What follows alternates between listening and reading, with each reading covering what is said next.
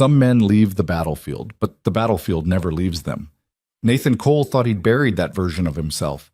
The one who could read a room for threats in under 3 seconds, who knew exactly how many steps it took to reach every exit. For 3 years, he'd been a diner cook, a soccer dad, a man who flinched at car backfires but smiled through it. Then a luxury SUV went off the road in a rainstorm, 3 men with guns walked through his door, and his 8-year-old daughter screamed his name. If this story already has you hooked, hit that subscribe button and drop your city in the comments. I want to see how far this story travels. Now let's go. The rain had been falling since noon, and by 9 o'clock it had turned into something uglier. Not a storm exactly, more like the sky deciding it was done being polite. It came down in heavy, wind-driven sheets that turned the highway outside Kellerman's diner into a river of broken headlights and spray. The gutters overflowed. The parking lot flooded up to the wheel wells of the 2 pickup trucks that belonged to the only customers still sitting inside. Nathan Cole didn't mind the rain. He stood behind the counter with a dish rag over his shoulder and a cup of coffee going cold beside the register, watching the weather through the plate glass window the way a man watches something that can't hurt him anymore. His face in the reflection was not an unkind face, square jaw, a scar along his left eyebrow that turned white in the winter, dark eyes that stayed still while everything else moved. He was 37 years old and looked it, but not in the way that meant soft. He looked 37 the way a work boot looks 37, worn in, not worn out. "Dad?" Emma's voice came from the booth in the far corner where she'd been doing homework for the last hour while he finished his shift. "The Wi-Fi cut out again." "Use the notebook, Bug." "I am using the notebook. That's how I know the Wi-Fi cut out, because I can't check my answer." He almost smiled. She was 8 and already argued like a lawyer. Her mother had been the same way. He refilled the coffee for the 2 truckers at the counter without being asked, both men in their 50s, both quiet in the way of men who had driven long stretches alone and stopped expecting conversation. And then he walked to the window and looked out at the dark. It was a Tuesday, the kind of Tuesday that lasts too long. In 40 minutes, his shift would be over, and he'd drive Emma home in his '09 Tacoma with the heater that only worked on the passenger side, and she'd fall asleep halfway there the way she always did, her head against the window and her backpack still on her lap. He'd carry her inside and she'd pretend she wasn't awake when he took her shoes off. And he'd pretend he didn't notice her pretending, and it was the kind of small, ordinary thing that he'd built his entire life around protecting. 3 years. 3 years out of the teams, and this was what he had managed to construct for himself, out here on the edge of nothing, in a diner that smelled like coffee and fryer grease and the particular sadness of fluorescent lights after dark. It wasn't much. He knew that. But it was his. And Emma's, and it held.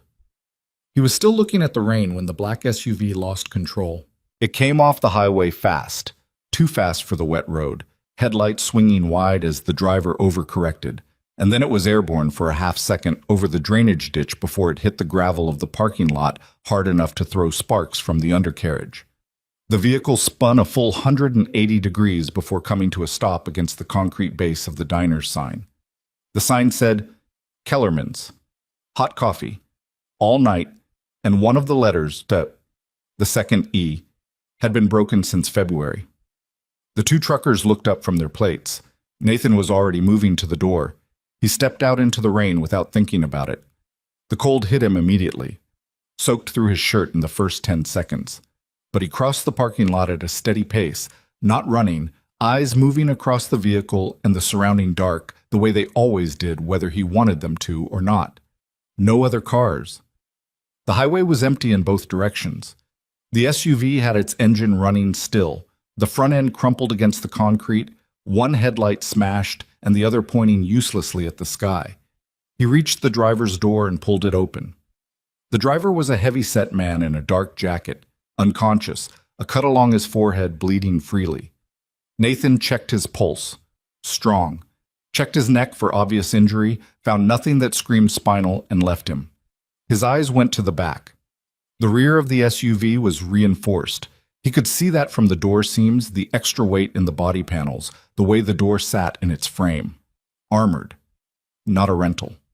This was custom work, 6 figures worth at minimum, and that meant whoever was in the back wasn't a regular person. He tried the rear door, locked. He knocked on the window. "Anyone in there? I need you to respond." A pause, then a voice. Female, controlled, the kind of controlled that costs something to maintain. "I'm here, I'm not injured. The door has a manual release inside, but I can't—" Another pause. "I can't reach it." "Why not?" A beat of silence that told him more than words would have. "My chair is pinned." He found the emergency release on the exterior frame. They always built one into armored vehicles for exactly this scenario. And popped the door. The woman inside was maybe 30. Dark hair pulled back from a face that was pale but composed, wearing a charcoal blazer over a silk blouse that had probably cost more than Nathan made in a month. She was sitting in a lightweight power wheelchair that had been secured to the floor with brackets, but the impact had twisted one of them and jammed the chair's front wheel against the seat partition. She couldn't move forward or back. She looked up at him. Not with fear, he noticed, but with the focused assessment of someone running calculations. Her eyes were dark, quick, and not particularly interested in being rescued so much as in determining whether he was capable of doing it. "Can you free the wheel?" she said. "Give me a second."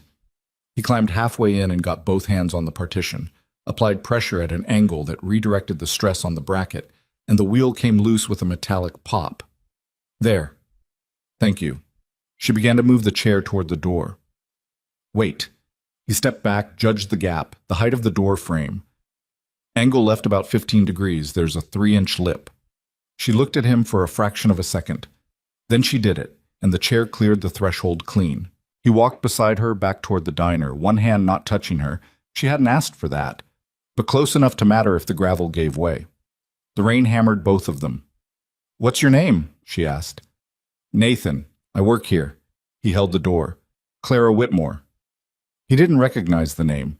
He'd been 3 years without a television and barely touched his phone, and whatever world Clara Whitmore occupied, the kind of world that involved armored SUVs and silk blazers at 9 o'clock on a Tuesday night in the middle of nowhere, was not a world he'd been following. "Do you want me to call 911? He asked. "Not yet." She moved through the door and into the diner's light. "Let me make a call first." The two truckers stared. Emma had come out of her booth and was watching with 8-year-old seriousness, clutching her pencil. "Dad?" she said. "Is she okay?" "She's okay, Bug."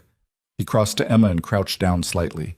"Go back to your booth and stay there, all right? I need you to keep working on that math." "It's not math. It's reading comprehension." "Then keep comprehending. Go." Emma went back to her booth, casting one more look over her shoulder at Clara.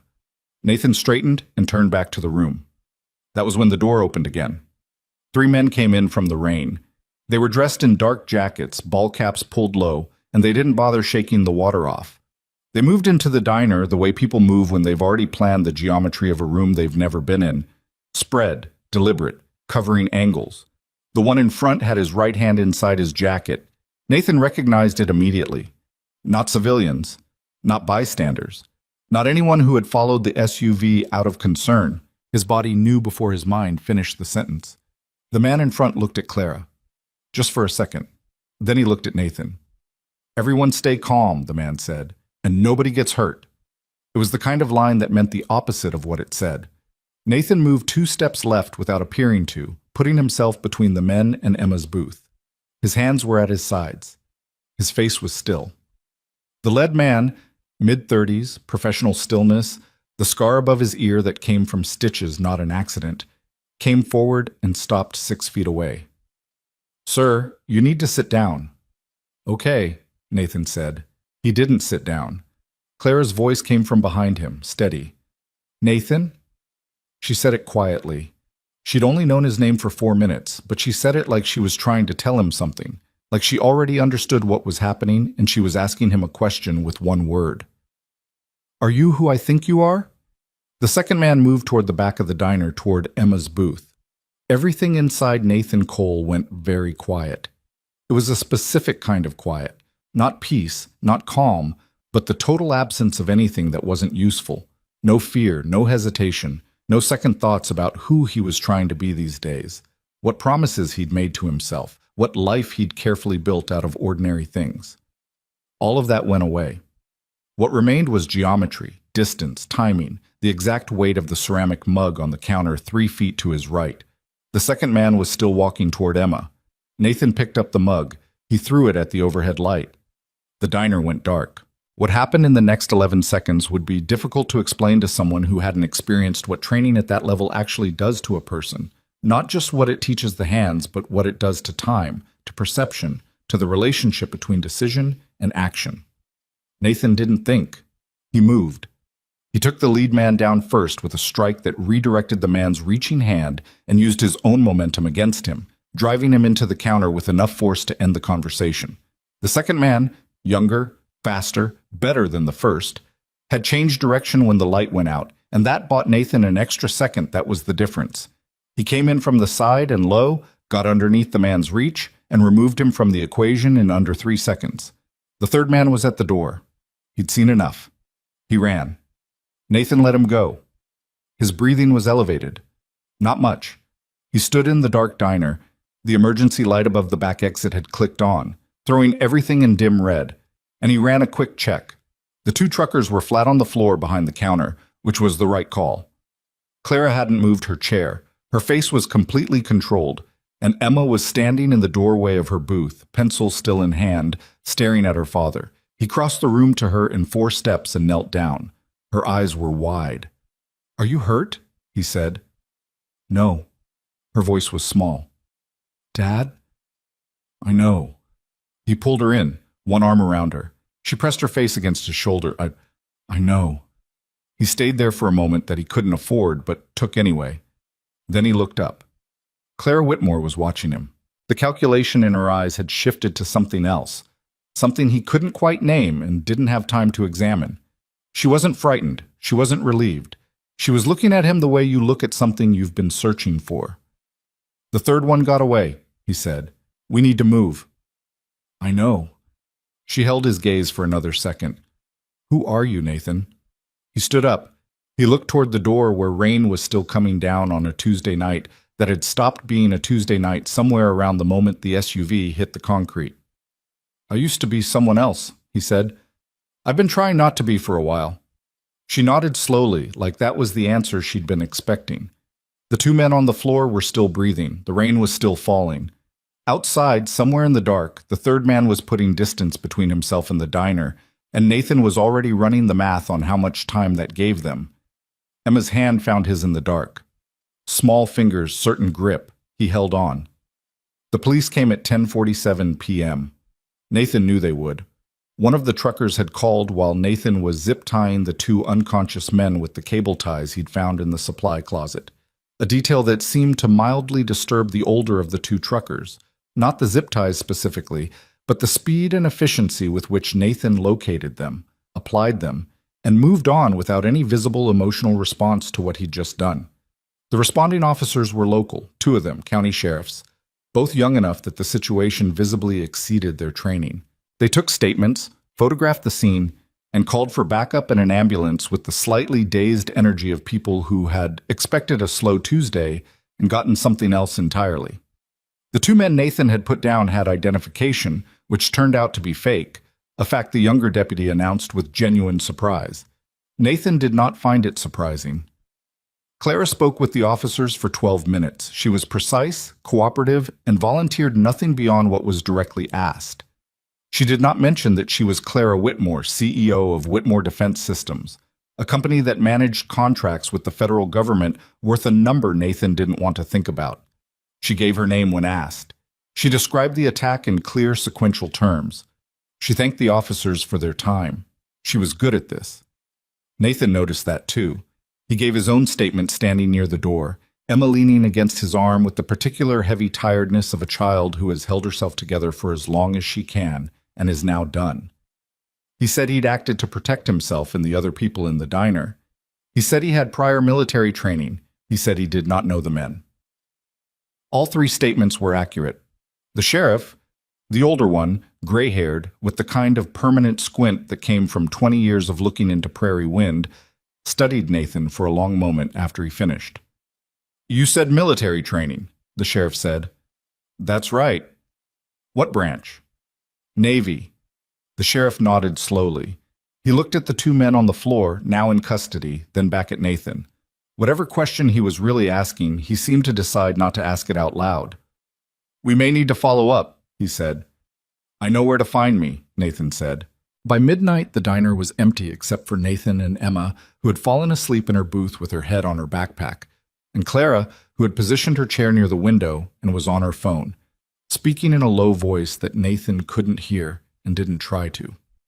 He cleaned up. It was something to do. He wiped the counter, picked up the broken pieces of the coffee mug he'd thrown at the light, swept the floor around the two scuff marks where the men had gone down. He moved around the diner the way he'd moved around every space he'd ever occupied when there was nothing left to do but wait, methodically, without urgency, cataloging. Clara finished her call. She set the phone in her lap and looked at him. "Your daughter," she said. "She's all right?" "She's a tough kid." "She didn't scream." "No," Nathan said. "She doesn't really do that." Clara looked at Emma sleeping in the booth, something moving briefly in her expression that she didn't bother to hide. "How old?" "8." She nodded. Then she looked back at Nathan. "You were in special operations." It wasn't a question. He put the broom back where it belonged. "I was in the Navy," he said. "Nathan." Her voice was even. "The way you moved in the dark. The way you assessed those men before they got 3 steps into the room. The way you're standing right now with your back to the wall and a sight line to every exit." She paused. "You were not a regular sailor." He didn't say anything. He leaned back against the counter and crossed his arms. "I'm not asking to expose you," she said. "I'm asking because I need to know who you are. What happened tonight wasn't random." "I figured. They were following me. They've been following me for weeks." She said it flatly, without drama, the way you say a thing you've had time to get used to. "The accident I was in 7 months ago. The helicopter crash. It wasn't an accident."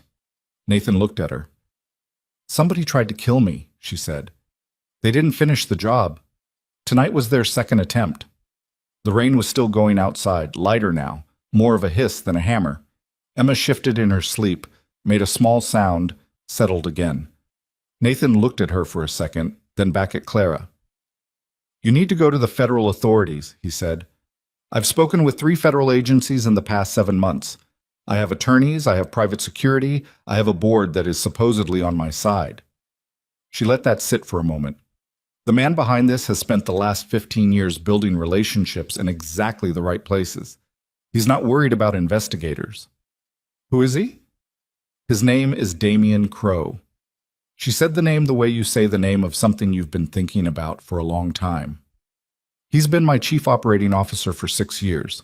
He's brilliant and he's patient, and he has been systematically positioning himself to take control of my company since before I had any idea what he was doing."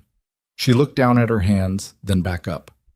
"There's a board vote in 13 days. If he can make me disappear, or simply make me appear incompetent, or compromised, or absent, he controls the votes. He finishes a merger I've been blocking for 2 years. He buries everything he's done inside a deal so large that nobody will ever find it." Nathan was quiet for a moment. "What's the merger?" "He's been in talks with a holding group called Arcturus Capital. On paper, it's a legitimate acquisition of our defense R&D division. In reality—" She stopped, seemed to decide how much to say. "In reality, Arcturus is a vehicle. It exists to launder the funds Damien has been systematically siphoning from company research accounts for the past 4 years, hundreds of millions of dollars. The merger closes, the money moves, the records get absorbed into a new corporate structure with different ownership, and Damien walks away clean." Nathan processed that. "And you have proof of this?" "I have enough. Not yet everything, but enough to stop the vote if I can present it in person and still be alive to answer questions." She looked at him steadily, which is the part that's been proving difficult. He pushed off the counter and walked to the window. The parking lot outside was empty, the sheriff's cruiser long gone. The broken concrete at the base of the diner sign wet and dark. He stood there and ran through it the way he'd been trained to run through things. Not emotionally, not instinctively, but systematically. Assets, liabilities, objectives, threats. The third man who'd run. The vehicle they'd come in, which had disappeared while the police were still doing their paperwork. Which meant a fourth person, a driver who had either panicked or been ordered to hold position and extract on failure. Crow already knew tonight didn't work. He was already adjusting. "Your current security arrangement," Nathan said. "What does it look like?" 4 private contractors. They came recommended. I've had doubts about 2 of them for the past month. She said it without self-pity, just information. The estate has cameras, a perimeter system, 3 points of access. I paid a significant amount of money for it. And the man who designed it clearly knew what he was doing, but he didn't know what he was designing it against. Meaning, he designed it to look good, not to work. Yes. Nathan turned from the window. "I'm going to be direct with you," he said. "Please." "I left that life 3 years ago. I have a daughter, who I have been extremely careful to keep away from anything that looks like what happened tonight. I work at a diner. I coach a soccer team on Saturdays. I am not the person you need." Clara didn't blink. "You just took down 2 trained operatives in 11 seconds in a dark room while making sure your daughter didn't get hurt.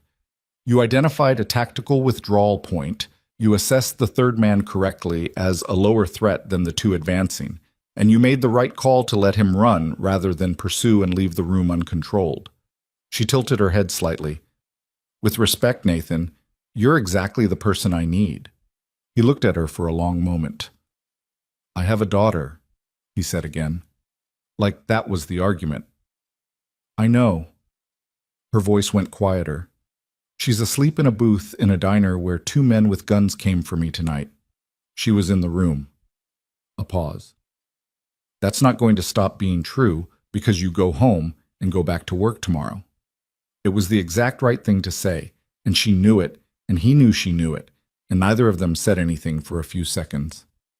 Emma was still sleeping. Her breathing was slow and even, one hand curled under her chin. "I need to get her home," he said. "Of course." He started toward the booth, then he stopped. "I'm not making any decisions tonight," he said. Clara nodded once. "I'll be in contact." She reached into the inside pocket of her blazer, her movements precise and practiced, the kind of practice that meant she'd been navigating the world from that chair for months and had gotten very good at it, and produced a card. She set it on the nearest table. "My direct line. Not my assistant, not my legal team. Me." He picked up the card. It had a number, and her name, and nothing else. "Clara Whitmore," he read. "I've been called worse," she said. He almost smiled. He went and gathered Emma from the booth. She half woke, mumbled something about reading comprehension, and let him pick her up without protest. And he carried her to the truck. He didn't look back at the diner window, but in his peripheral vision, as he buckled Emma into the passenger seat, he could see the pale light through the glass and the silhouette of the wheelchair and the woman who sat in it, and she was still watching the parking lot the way someone watches something they're not ready to stop watching. He drove home in the rain. He didn't sleep. 4 days later, at 7:15 in the morning, a black sedan pulled up outside Nathan's house. The house was small, a rental, 2 bedrooms on a quarter-acre at the edge of the town limits, with a porch that needed painting, and a yard that Emma had partially claimed for a vegetable garden that had not yet produced anything except a lot of optimism and 2 stunted tomato plants. Nathan was on the porch with coffee when the sedan arrived. He'd been watching it come down the road for the last 30 seconds. The man who got out was in his 40s, trim, wearing a gray suit that didn't have any business being this far from a city. He had the look of someone whose entire professional identity was competence and who had never once in his life run late. "Mr. Cole," he said, stopping at the base of the porch steps. "My name is Victor Rains. I represent Clara Whitmore." "I know who you represent?" Rains looked at him with a mild expression. "She asked me to deliver something." He reached into his jacket and produced an envelope, which he held out. Nathan came down the steps and took it. Inside was a single sheet of paper. An itemized receipt from Harmon Medical Center, 40 minutes south, with a 0 balance stamped in red across the bottom. Below it, a handwritten note in a clean, controlled script. "Emma's account has been settled in full. This is not a negotiation. It's a fact. C.W." Nathan stood there with the paper in his hand. He'd been managing Emma's medical bills for 2 years. A heart condition diagnosed when she was 6, treatable, being treated. But the cost of treating it had a weight that sat on every decision he made about money, about this job, about staying in this town where the cost of living was low enough that he could keep his head above water. He'd never told anyone outside of necessary parties about it. He was certain he had not told Clara Whitmore. "How did she know about this?" he said. "Ms. Whitmore has resources," Raines said. He wasn't apologetic about it. "She also asked me to tell you that she's not trying to manipulate you." "She settled my daughter's medical debt without asking me," Nathan said. "Tell me what that looks like from the outside." Raines was quiet for a moment. "She said you'd say that. She also said—" He paused, as though retrieving the exact phrasing. "She said, 'Tell him it's not a debt. A man who did what he did deserves to not carry that particular weight anymore. He can still say no.'" Nathan looked at the paper again. The zero balance. He'd stared at the opposite of that number in the middle of too many nights to count. He folded the paper and put it in his shirt pocket. "Tell her I'll call her," he said. He called that afternoon, standing in the parking lot of the elementary school while he waited for Emma to come out. The line rang twice. "You looked at Emma's school schedule," he said when Clara picked up. "I knew where you'd be when you wouldn't be overheard." Her voice was steady, no apology, no performance. "Are you angry?" "I haven't decided yet." He watched the school doors. "Tell me the exact situation, all of it, not the summary you gave me at the diner." A short pause. Then she did. She talked for 20 minutes. He listened without interrupting, leaning against the truck with one hand in his pocket and his eyes moving over the school entrance with the same steady attention they'd been moving over every entrance for 3 years. He listened to the full account of Damien Crow's positioning within Whitmore Defense, the slow, methodical accumulation of board relationships, the financial structures that had been built over 4 years inside the company's research division, the shell entities that fed into Arcturus Capital, the helicopter crash that had been ruled a mechanical failure by an investigator whose firm had received a consulting contract from one of Crow's holding companies 8 months later. He listened to what she knew, what she could prove, and what she needed. When she was done, he said, "Your current 4 security contractors. Which 2 do you trust?" A beat. "Martinez and Lee. Fire the other 2, today, not tomorrow." He paused. "Don't tell them why. That will signal to Crow that I've changed my security posture. He already knows it. He knew you survived last night before you got back to the estate." He watched Emma push through the school door, backpack bouncing, scanning the parking lot until she found his truck and lifted a hand. "He's going to move faster now. You need to move faster." "Is that a yes?" Emma was halfway across the parking lot. She had a paper in her hand. Something from school, probably. And she was walking with the purposeful, slightly lopsided gait of a kid who was carrying more backpack than was strictly reasonable.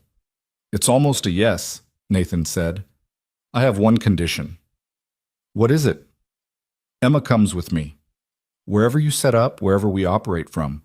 She's there, she's safe, and she's not a detail that gets managed by anyone but me." Clara was quiet for a second. "That's not a standard security arrangement." "No, it's not." He opened the truck door.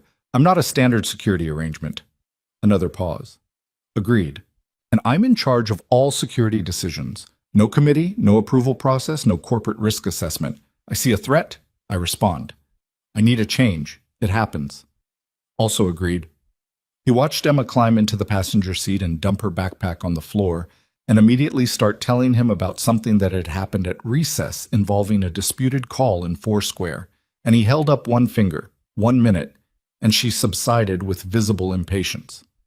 "I'll need the full layout of the estate, the existing system specs, and the personnel files on every person who has access to the property," he said, "by tonight.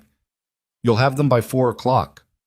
And Clara," he paused, "don't do anything else for me without asking first. The bill was—" He stopped, started over. "I appreciate it, but I need to know where I stand." Her voice shifted slightly, not softer exactly, but more direct. "You stand where you want to stand, Nathan. That's all I'm offering you." He got in the truck. Emma looked at him with the expression children make when they've been waiting for something and are only barely controlling their opinion about it. Who was that? Work stuff. You work at a diner. I'm taking a different job for a while. She studied him the way she always studied him when she thought he wasn't being complete. It was a look he recognized. Her mother had had it too. That particular quality of attention that made you feel like being partially honest was the same as lying. Is it dangerous? She said. He thought about what to say. He'd spent 3 years being careful about what he said to Emma about things like this. Probably, he said. I'm going to make sure you're safe. She thought about that for a moment. Then, okay. She picked up her backpack and pulled out the papers she'd been carrying. Mrs. Delano says I need a permission slip signed for the Science Museum trip. He took the permission slip. He signed it at the next red light. The estate was 40 minutes north of the city on 12 acres of property that had been bought by Clara's company and redesigned as a private residence and operations center. Nathan walked it for the first time on a Thursday morning, 2 days after he'd said yes. Emma installed in a suite on the 3rd floor with her school things and her 2 stunted tomato plants in small pots that he'd brought from the rental house because she'd asked and he hadn't had a reason to say no. He walked the entire perimeter first.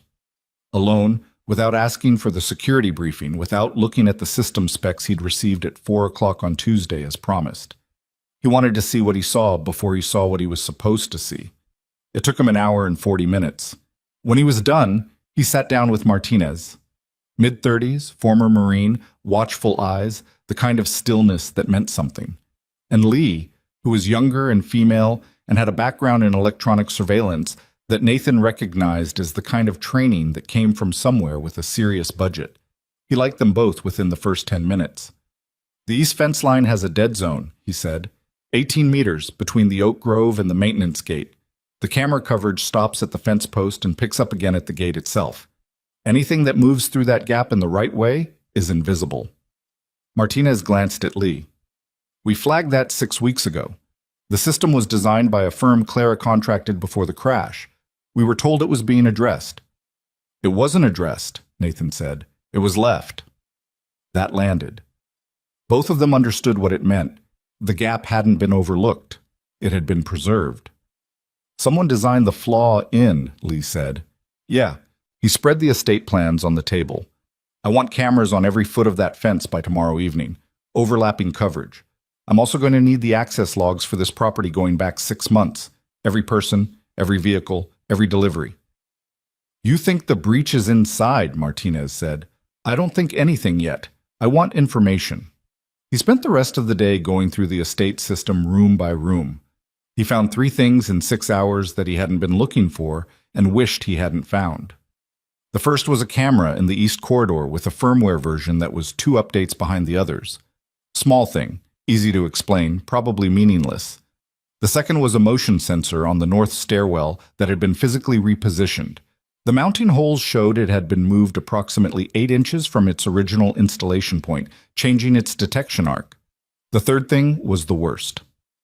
In the wheel well of Clara's estate vehicle, the backup to her primary transport used for shorter trips on the property grounds, he found a GPS transmitter no larger than a matchbox, adhered to the interior frame with high-strength epoxy, connected to a small battery pack that was rated for 6 months of continuous broadcast.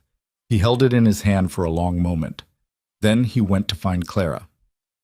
She was in the study on the main floor, a room with good light and a large desk that had been positioned to allow full access from the chair, everything at the right height, adapted with the kind of quiet thoroughness that spoke to someone who had rebuilt their environment around a new reality without making it a crisis. She was reading from a tablet when he came in. She looked at his face and set the tablet down. He held up the transmitter without saying anything. Clara looked at it. The color didn't drain from her face, but something in it went very still. From the secondary vehicle, he said. Whoever put it there knows your movements since... He turned it over, checked the battery rating. Probably since January. January was 2 months after the helicopter crash. They've been watching me from my own property, she said. Not a question, not outrage, just the flat recognition of a fact she should have known and didn't. They never stopped, he said. The crash wasn't the end of the operation. You surviving just changed the timeline. She was quiet for a moment. Her hands were still in her lap. What do you want to do with it? He asked. She looked at the transmitter. Then she looked up at Nathan. Don't remove it, she said. He raised an eyebrow. If Crow is watching the signal and it goes dark, he knows we found it. Her voice was level again, the calculations running. Leave it where it was. Put it back. Let him think I'm still taking the same routes, following the same schedule. Nathan looked at her for a moment. That's the right call. I know. She held his gaze. I've been underestimated my entire career by men who assumed I wasn't thinking 3 steps ahead. I'm still here. He looked at the transmitter in his palm. If we leave it, he said, we control what he sees. We can use that. Yes. He nodded. He closed his fingers around the transmitter. For the first time since he'd said yes, he felt the particular settling sensation of a plan beginning to take shape. Not comfort. He wasn't comfortable, and he doubted he was going to be comfortable for the next 11 days. But the kind of clarity that came when chaos started to have edges. He went back to the vehicle and replaced the transmitter exactly where he'd found it. That evening, he ate dinner with Emma in the kitchen of the estate, which was larger than the entire ground floor of their rental house. And Emma's opinion of this was expressed through the medium of running back and forth between the refrigerator and the island counter to report on all the things that were in the refrigerator, which was fully stocked, apparently by staff Nathan hadn't yet met, and which contained, among other things, an entire shelf of the specific brand of apple juice that Emma preferred, and had expressed a preference for approximately never to anyone except him while grocery shopping. He looked at that shelf for a moment. He thought about what he'd said to Clara about not doing things without asking. He let it go. The apple juice wasn't a negotiation tactic. It was a woman who had done her homework and was trying, in the only language she had available right now, to say something that wasn't about business. Emma poured herself a glass and brought it to the table and sat down and looked at him with the expression she used when she had something to say and was organizing it. I like it here, she said. Yeah? The room is big. She drank her juice. And there's a lady in a wheelchair who waved at me from the study window when we were doing tomatoes. That's the woman I'm working for. She seems nice. He thought about how to describe Clara Whitmore to an 8-year-old. She's complicated. Emma considered that. Most people are, she said, with the confidence of someone who had not yet encountered a situation that disproved this theory. Nathan looked at his daughter across the big kitchen table in the big house that didn't belong to either of them, and thought about the transmitter in the wheel well sending its quiet signal into the dark, and about Damien Crow receiving that signal somewhere and believing what it told him, and about 11 days and what needed to happen in them. Eat your dinner, he said. She ate her dinner. Part 3. Lưu ý thô viết 5.500 đến 6.000 từ liên kết liền mạch với các phần trước trong câu chuyện, pha hôi thoại tạo thành một câu chuyện liền mạch khi ghép lại. Mỗi phần liền mạch với phần trước không giới thiệu lại câu chuyện ở đầu phần mới. Liên kết các phần của câu chuyện một cách liền mạch, sử dụng câu chuyện tiếp giữa các phần.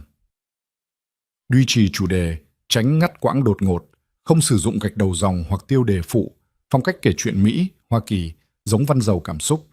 Kể theo ngôi thứ 3, giữ đồ kịch tính không viết lan man, nhân vật không hoàn hảo, hội thoại tự nhiên, tránh ngôn ngữ văn chương sáo rơi và cụm từ AI điển hình. Viết như nhà văn chuyên nghiệp, không như AI cố gắng nghe sàng. Có yếu tố con người, cầm miêu tả qua mượt mà và hoàn hảo. Kết thúc phần không giới thiệu phần sau, câu chuyện không nhắc đến Chúa. Lưu ý trả lời trong mục tin nhắn không nhảy sang document, chỉ dân bắt buộc, không được xuất hiện trong nội dung truyện. Đây là một câu chuyện điện ảnh hoàn toàn hư cấu được tạo ra chỉ nhằm mục đích giải trí. Không đề cập hay ngụ ý rằng nó dựa trên sự kiện có thật, người thật hoặc câu chuyện có thật. Không sử dụng các cụm từ như dựa trên một câu chuyện có thật, theo ghi chép hoặc bất cứ điều gì tương tự. Tất cả các nhân vật, địa điểm, tổ chức và sự kiện phải hoàn toàn hư cấu. Lưu ý đặc biệt quan trọng. Nếu đạt đến giới hạn trả lời, không được dựng giữa câu, hãy viết nốt câu đó hoàn chỉnh không mở rộng nội dung. Show more part 3. What the walls knew. The first thing Nathan did the morning after he found the transmitter was change every routine on the property. Not dramatically, not in a way that would show up differently on whatever feed Damien Crow's people were monitoring. The GPS signal in the secondary vehicle still pulsed on its schedule. The estate cameras still recorded the same gates, the same fence lines, with the addition of the new coverage on the East Corridor gap, which he'd had Martinez and Lee install in a 4-hour window the previous night using equipment that had no connection to the estate's existing network. The perimeter patrol times shifted by exactly 7 minutes, which was enough to matter and not enough to look like a response. What changed was everything underneath the visible surface. Nathan had always operated on the principle that security wasn't about looking secure, it was about being secure while appearing exactly as vulnerable as you wanted the other side to think you were. He'd applied that principle in places far more dangerous than a 12-acre estate in the American countryside, and the geometry of it was the same regardless of scale. You found out what the enemy was seeing, you managed what the enemy was seeing, and then you used the gap between what they believed and what was true. The gap, right now, was everything. He spent the first 3 days in a state of compressed, methodical focus that felt familiar in his body in a way he hadn't let himself acknowledge in years. Not comfortable. He didn't want to be comfortable here, didn't want to feel at home in this, but functional. The old operating rhythm came back like a language he'd tried to forget, and found he still spoke without effort. He slept 4 hours. He was up before light. He ate when there was time and didn't notice when there wasn't. Emma noticed. She didn't say anything at first. She was 8, not oblivious, and she'd grown up watching her father navigate the specific tension of being a man who kept things inside while functioning normally on the outside. She'd learned, somewhere in the last couple of years, to read the difference between her father being okay and her father managing. On the third morning, she put a granola bar next to his coffee without comment and went back to her cereal, and he looked at the granola bar and then at the back of her head and felt the particular combination of gratitude and guilt that seemed to be the permanent condition of parenting while carrying things you couldn't explain to a child. He ate the granola bar. The access logs he'd requested arrived in full on the second day. 6 months of entries covering every person and vehicle that had passed through the estate's 3 entry points. Lee went through them with him for 4 hours at the kitchen table, cross-referencing names against employment records, delivery schedules, contractor invoices. Most of it was clean. Repetitive, boring, exactly what you'd expect from a private residence with a household staff of 7 and regular service calls for the kind of infrastructure that kept a place like this running. But 2 entries stood out. The first was a maintenance call in March, 3 months after the helicopter crash, logged under a pest control company that had apparently been contracted to address a rodent issue near the equipment outbuildings. The company was licensed, the visit was brief, the technician's ID matched the company roster. Everything checked out until Lee pulled the company's service records and found that the specific technician listed for the visit had been on documented medical leave for the entire month of March. Someone had used his credentials. "Who authorized the visit?" Nathan asked. Lee scrolled back through the records.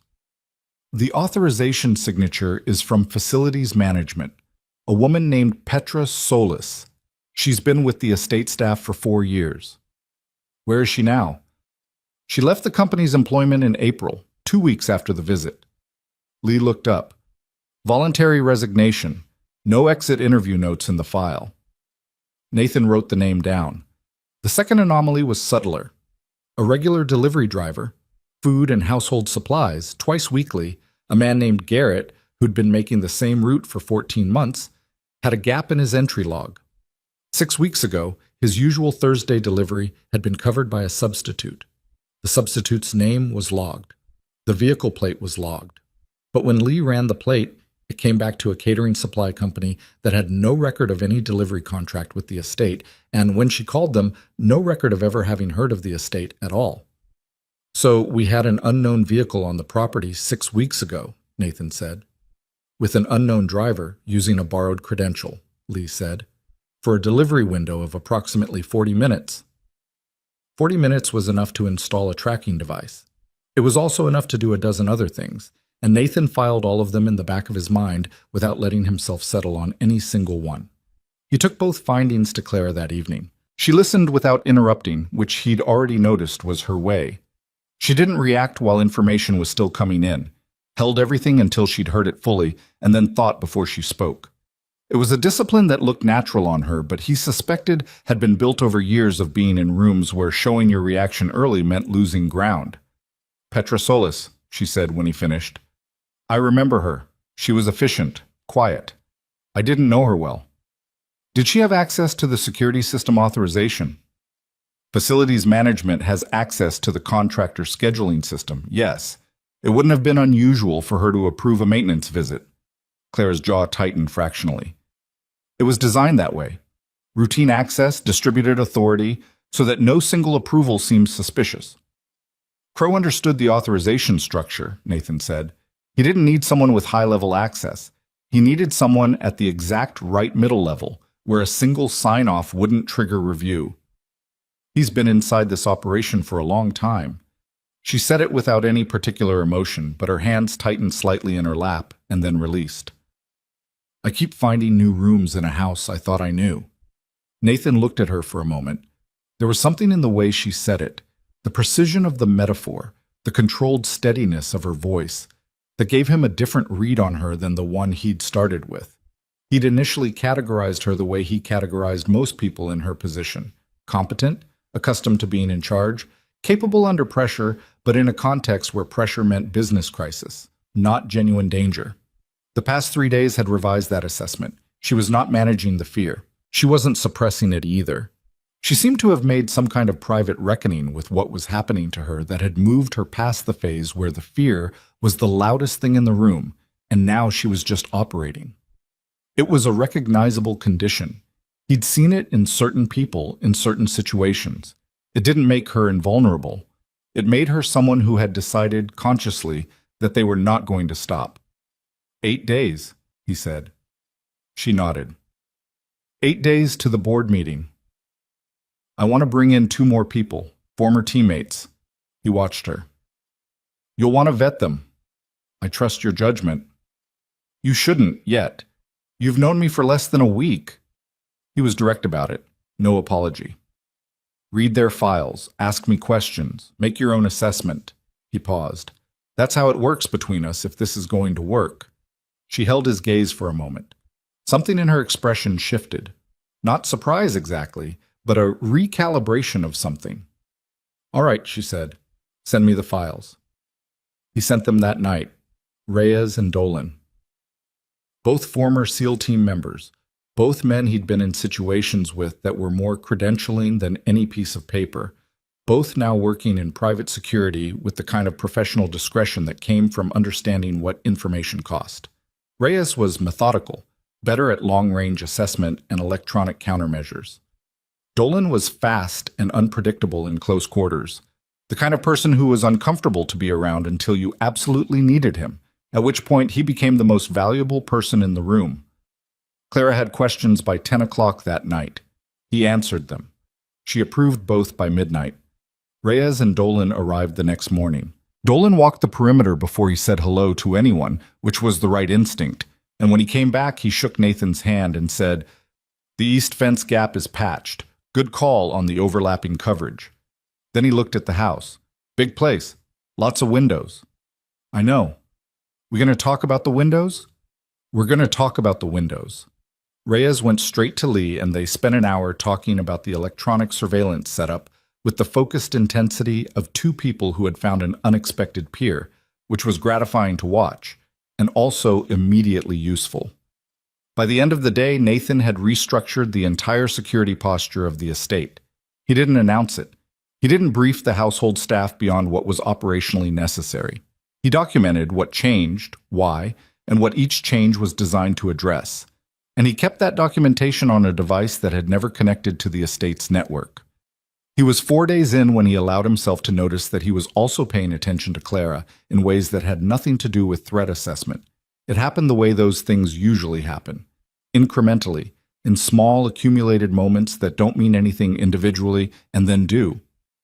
He noticed the way she worked at her desk in the study, leaning slightly forward when she was reading something she disagreed with, a line forming between her brows that she seemed entirely unaware of. He noticed that she ate lunch at her desk and forgot about it for hours at a time, unless someone put it in front of her. He noticed that she was careful, extremely careful, about not asking for things she could do herself, and the small, precise effort this cost her was visible if you were looking, and he was, by then, always looking. He noticed that she asked about Emma without making it a performance. She didn't do it in front of Emma, or make a point of it in conversation with others. She asked him directly, in the same tone she used when asking him about security updates, as though Emma's well-being was a matter of equal operational importance to the rest of what they were managing. Which, for Nathan, it was. He respected the equivalence. One evening he came into the study to give her the day's security summary and found her sitting with Emma, who had apparently arrived uninvited and was showing Clara the 2 tomato plants, explaining with considerable authority the specific soil conditions required for optimal growth. Clara was listening with complete attention and asking questions that were, in Nathan's assessment, genuine questions rather than polite ones. He stood in the doorway for a moment. Clara looked up and saw him there. Emma kept talking about tomatoes. Nothing was said. Nothing needed to be. He left the summary on the edge of the desk and went back to his rounds. That night he sat on the small balcony off his room and looked at the dark grounds below and told himself, clearly and without self-deception, that he needed to be careful. Not because it was wrong, just because the timing was bad and the situation was live, and mixing those 2 particular things was how people made mistakes that cost them more than they could afford. He'd seen it. He'd felt the pull of it before, in other high-stress circumstances. That particular intensity that pressure creates between people who are managing something serious together. He knew what it was. He filed it appropriately and went to bed. He slept 3 hours and 40 minutes. He was up before light. On the 5th day, Nathan called a meeting with Reyes, Dolan, Lee, and Martinez in the equipment room off the East Wing. "I need to talk about the board meeting," he said, "not the security plan, the event itself." He put the estate plans on the table and next to them a city map, the Whitmore Defense Systems headquarters building layout, and a timeline he'd built based on what Clara had told him about the day's scheduled events. "The meeting is 8 days out. It's at company headquarters in the city. Clara has to be there in person." He looked around the table. "That's non-negotiable. Her presence in the boardroom is the entire point. Without it, Crow controls the vote. So we're not talking about whether she goes. We're talking about how she gets there and what we're walking into when she does." "Crow knows she has to show up," Dolan said. "He's been trying to stop her from surviving until that date. He's already had 2 shots, the helicopter and the diner. He'll have a 3rd plan." "He'll have more than 1/3 plan," Nathan said. "He has 8 days and he knows we're preparing. He's not going to try something at the estate." He tapped the map. "He's going to try something in transit or at the building itself." "The headquarters building has its own security," Martinez said, "corporate security, with a security director who was hired by Damian Crow's recommended firm 3 years ago." Nathan let that sit for a second. "I'm not saying the entire department is compromised. I'm saying we can't assume it isn't." Lee was quiet for a moment. Then, "So we're going into a building where the security infrastructure may be partially working against us." "Yes." "What's the plan?" "We don't have one yet. That's what this meeting is." He looked at them. "I need you to think like the other side. Crow has resources. He has people on the inside. He has 8 days. What does he do?" What followed was 2 hours of the kind of conversation that Nathan had spent a significant portion of his adult life having, systematic, unsentimental, running through scenarios not to find the most likely one, but to find the most dangerous one. Dolan was good at this. He had the particular talent of not getting emotionally invested in any single threat picture, which meant he could move through possibilities without the bias of hoping one was more manageable than another. By the end of the meeting, they had a working threat assessment and the skeleton of a response posture that Nathan wasn't satisfied with and didn't pretend to be. Too many variables. Too much they didn't know about what Crow had positioned inside the building. "I need information from inside the company," he said. "People Clara trusts. People who've been with her longer than Crow has been positioning himself." "She'll know who those are," Martinez said. "I know. I'm going to ask her tonight." He did. Clara was in the study, later than usual, a reading lamp throwing a small circle of light over the desk and the rest of the room in shadow. She looked tired, not fragile, not defeated, just the straightforward exhaustion of someone who had been running on discipline and necessity for 7 months and was aware of it. He sat down across from her.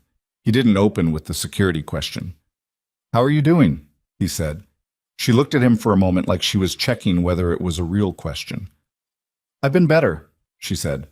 "Not complaining, just accurate." "Yeah." He paused. "I need contacts inside the company. People you'd trust with your life, because that's roughly what's at stake." She thought for a moment. "There are 3 people on the board I'd stake everything on. Renata Osei, who's been with the company since my father ran it. Jerome Whitfield, general counsel, knows where everybody is buried and would never help bury one. And Mara Singh in financial compliance, she's the one who first flagged the anomalies in the research fund accounts 8 months ago. I think that's partly why the helicopter went down when it did." Nathan wrote the names down. "Mara Singh flagged the anomalies," he said. "And then what happened?" "Crow told me the preliminary review found nothing significant. He said she'd misread the account structure." Claire's voice went flat. "I believed him. I trusted him. He'd been my COO for 6 years.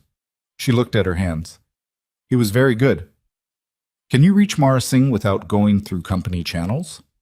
"She and I have had dinner twice a year since she joined the company. I have her personal number." She paused. "Nathan, if I contact her directly and Crow has surveillance on her communications, use a clean phone, one that's never been associated with either of you." He reached into his jacket and put a prepaid on the desk. "That one. Tonight, if possible." She looked at the phone. Then she picked it up. "Tonight," she said. He left her to it. He was crossing the main hall toward the security monitoring room when Emma appeared at the top of the stairs in her pajamas, sock feet, hair not all the way brushed. "You're still up," he said. "I was almost asleep, but then I wasn't." She came down 4 stairs and sat on the 5th one, which put her roughly at eye level with him. "Dad, do you trust the lady?" He stopped. "Clara?" "Yeah." He thought about how to answer that honestly for an 8-year-old. "I'm starting to," he said. "Why?" Emma considered. "She asked me what my favorite subject was today. I said science, and she told me about the stuff her company makes, like real science stuff. She didn't dumb it down. She doesn't seem like someone who does that. She's sad, though." Emma said it matter-of-factly, without drama. "Not on her face, but around her eyes." Nathan looked at his daughter for a moment. "Yeah," he said. "She's been through some hard things." "Like you?" He didn't answer right away. "Go back to bed, Bug." She went back up the stairs without argument, which meant she'd gotten the answer she was actually looking for. He watched her go. The monitoring room was quiet. Reyes had the overnight watch, scanning feeds on 4 monitors, a mug of coffee at his elbow. He looked up when Nathan came in. "Anything?" Nathan asked. "Quiet. The GPS transmitter is still broadcasting. No movement on the east perimeter." Reyes paused. "You should sleep." "I know. I mean it. You're burning daylight hours on reserves. You need to be sharp when it matters." Nathan looked at the monitors. The estate grounds were silver dark on the night vision feeds, still and empty, and holding their secrets the way ground always did. "Give me another hour," he said. He wasn't watching the feeds for threats. He was thinking, running the shape of things, what they knew, what they didn't, what Crow was likely doing in a city 40 minutes south with 8 days left in a plan that hadn't worked yet. Crow hadn't panicked. None of his moves so far had been panicked. The helicopter, the diner attack, the surveillance infrastructure, all of it measured, patient, built over time. That was the most dangerous thing about him. He didn't act on frustration. He recalculated, which meant he was recalculating now. The question Nathan couldn't answer yet was what Crow had that they hadn't found, because there was always something they hadn't found.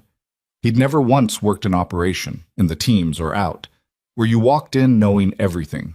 The margin you worked in was always partial information, always incomplete picture, and the skill wasn't in eliminating the unknowns.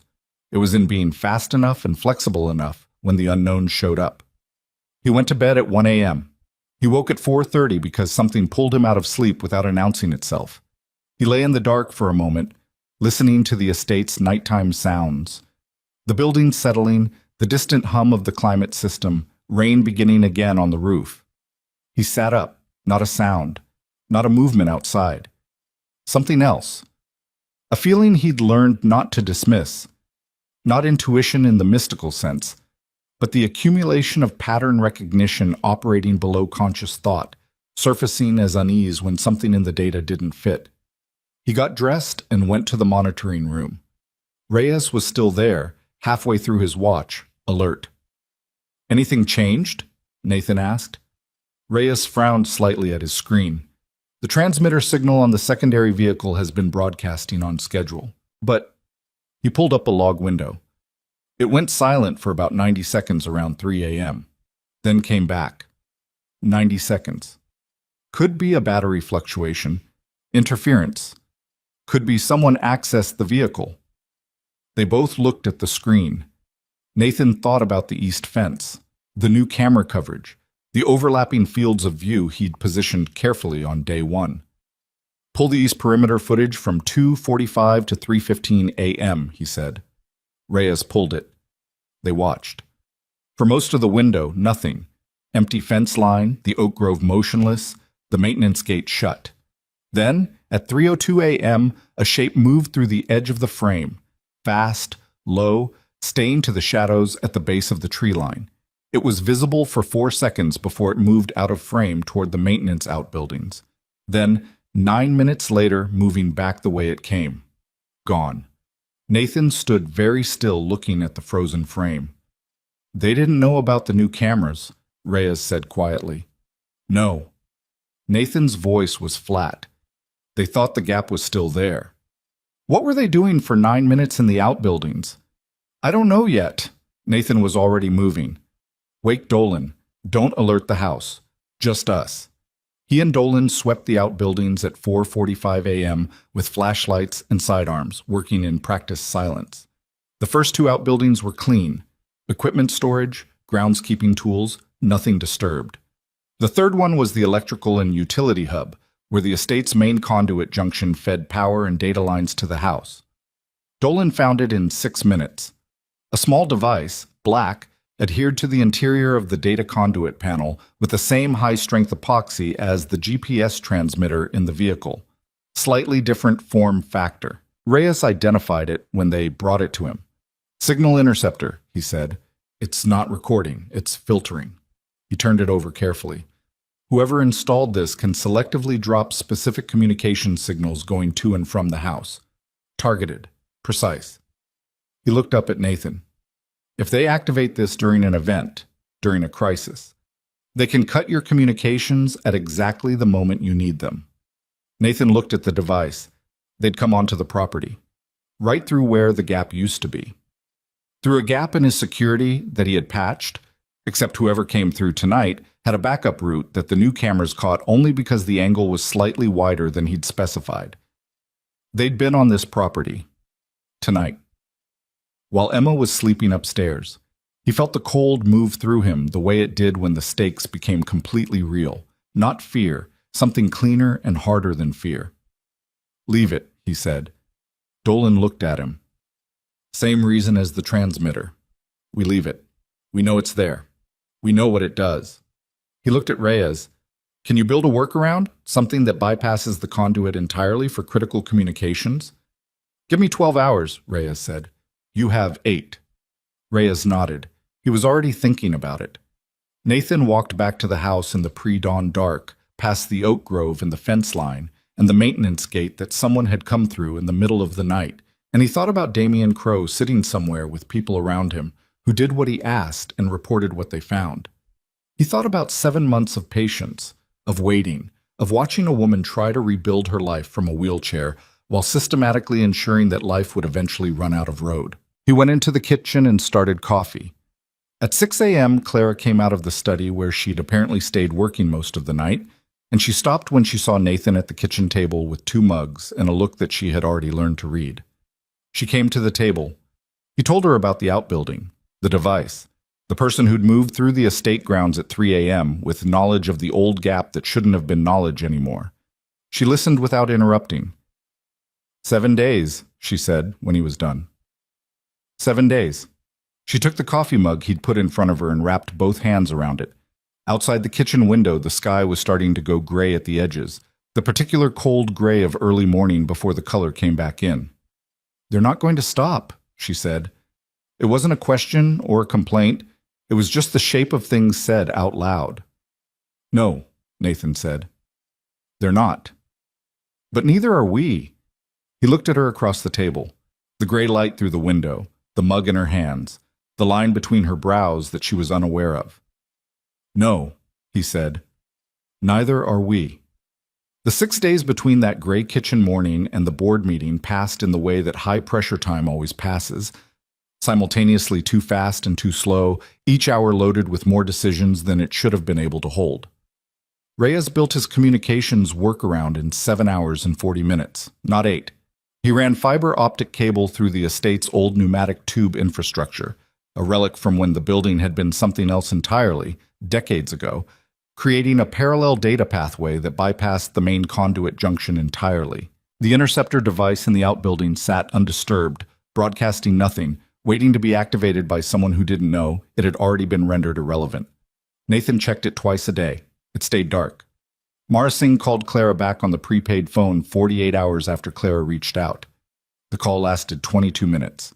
Nathan was in the room, not listening to the conversation specifically, but aware of Clara's half of it. The controlled precision of her questions, the moments where her voice went very flat and still, which he'd come to recognize as her response to information that confirmed something she had hoped wasn't true. When she hung up, she set the phone on the desk and looked at the wall for a moment. "Crow has been moving money out of the research account since 3 years ago," she said.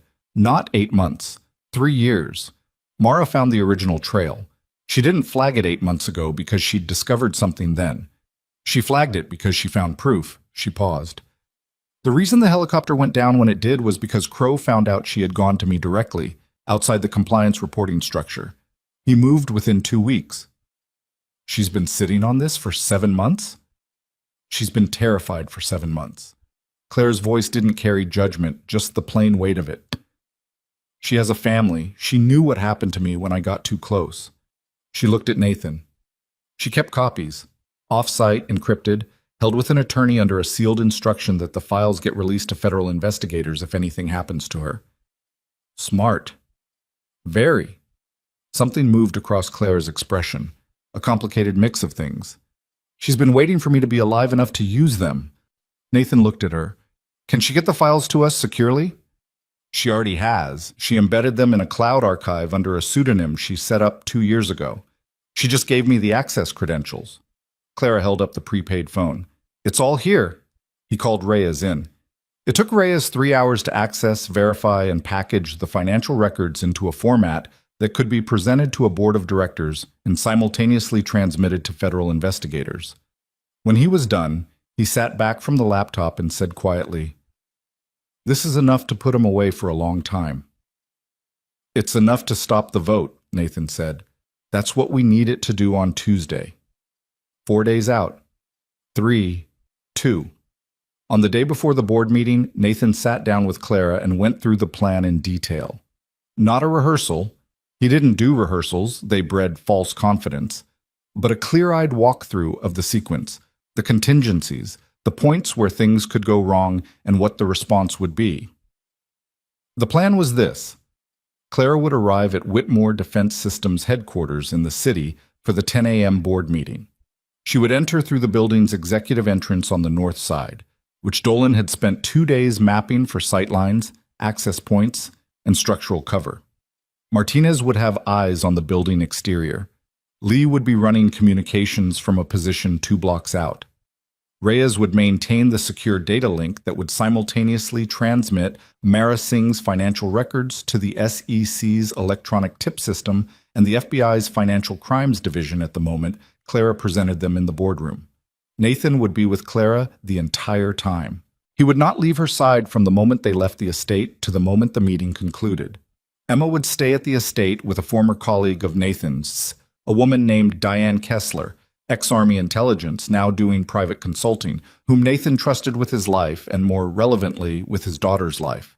He'd called Diane 4 days ago. She'd driven in the same afternoon. Emma had not been entirely happy about this. "I'm not a baby," she'd told him the night before, with the specific dignity of someone who had been told they needed a babysitter and found it professionally insulting. I know you're not. Then why does someone have to stay with me? Because I need to focus tomorrow and I can't focus if I'm thinking about whether you're okay. She'd considered that. It was a real reason, not a dismissal, and she could tell the difference. Is something going to happen to you?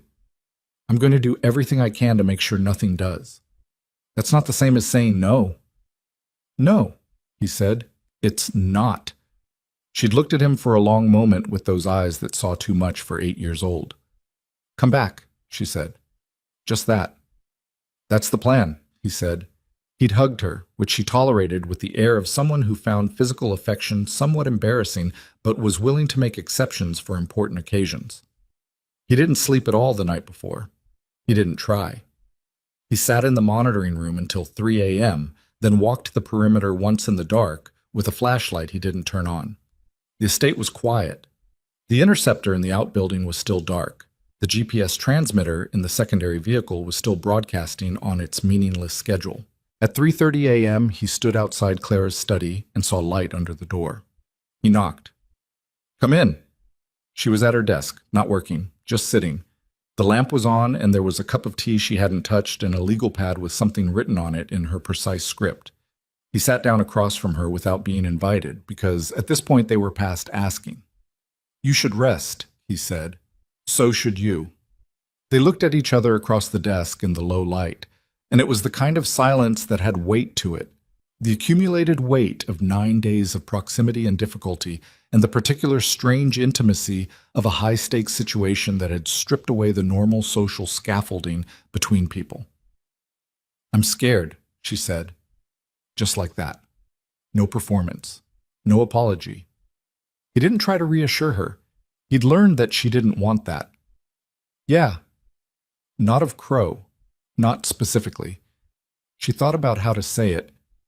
I've been in some version of fear for 7 months. You get used to the shape of it. It stops being the thing that surprises you. She looked at the legal pad. What I'm scared of is that we do everything right tomorrow, and it still doesn't work. That there's something we missed, something he's already arranged that we can't see. She paused.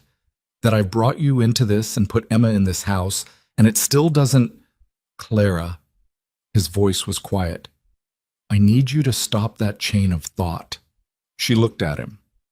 Not because it's not worth thinking about, he said, but because you've already thought it through as far as it goes, and running it again in the middle of the night doesn't add anything.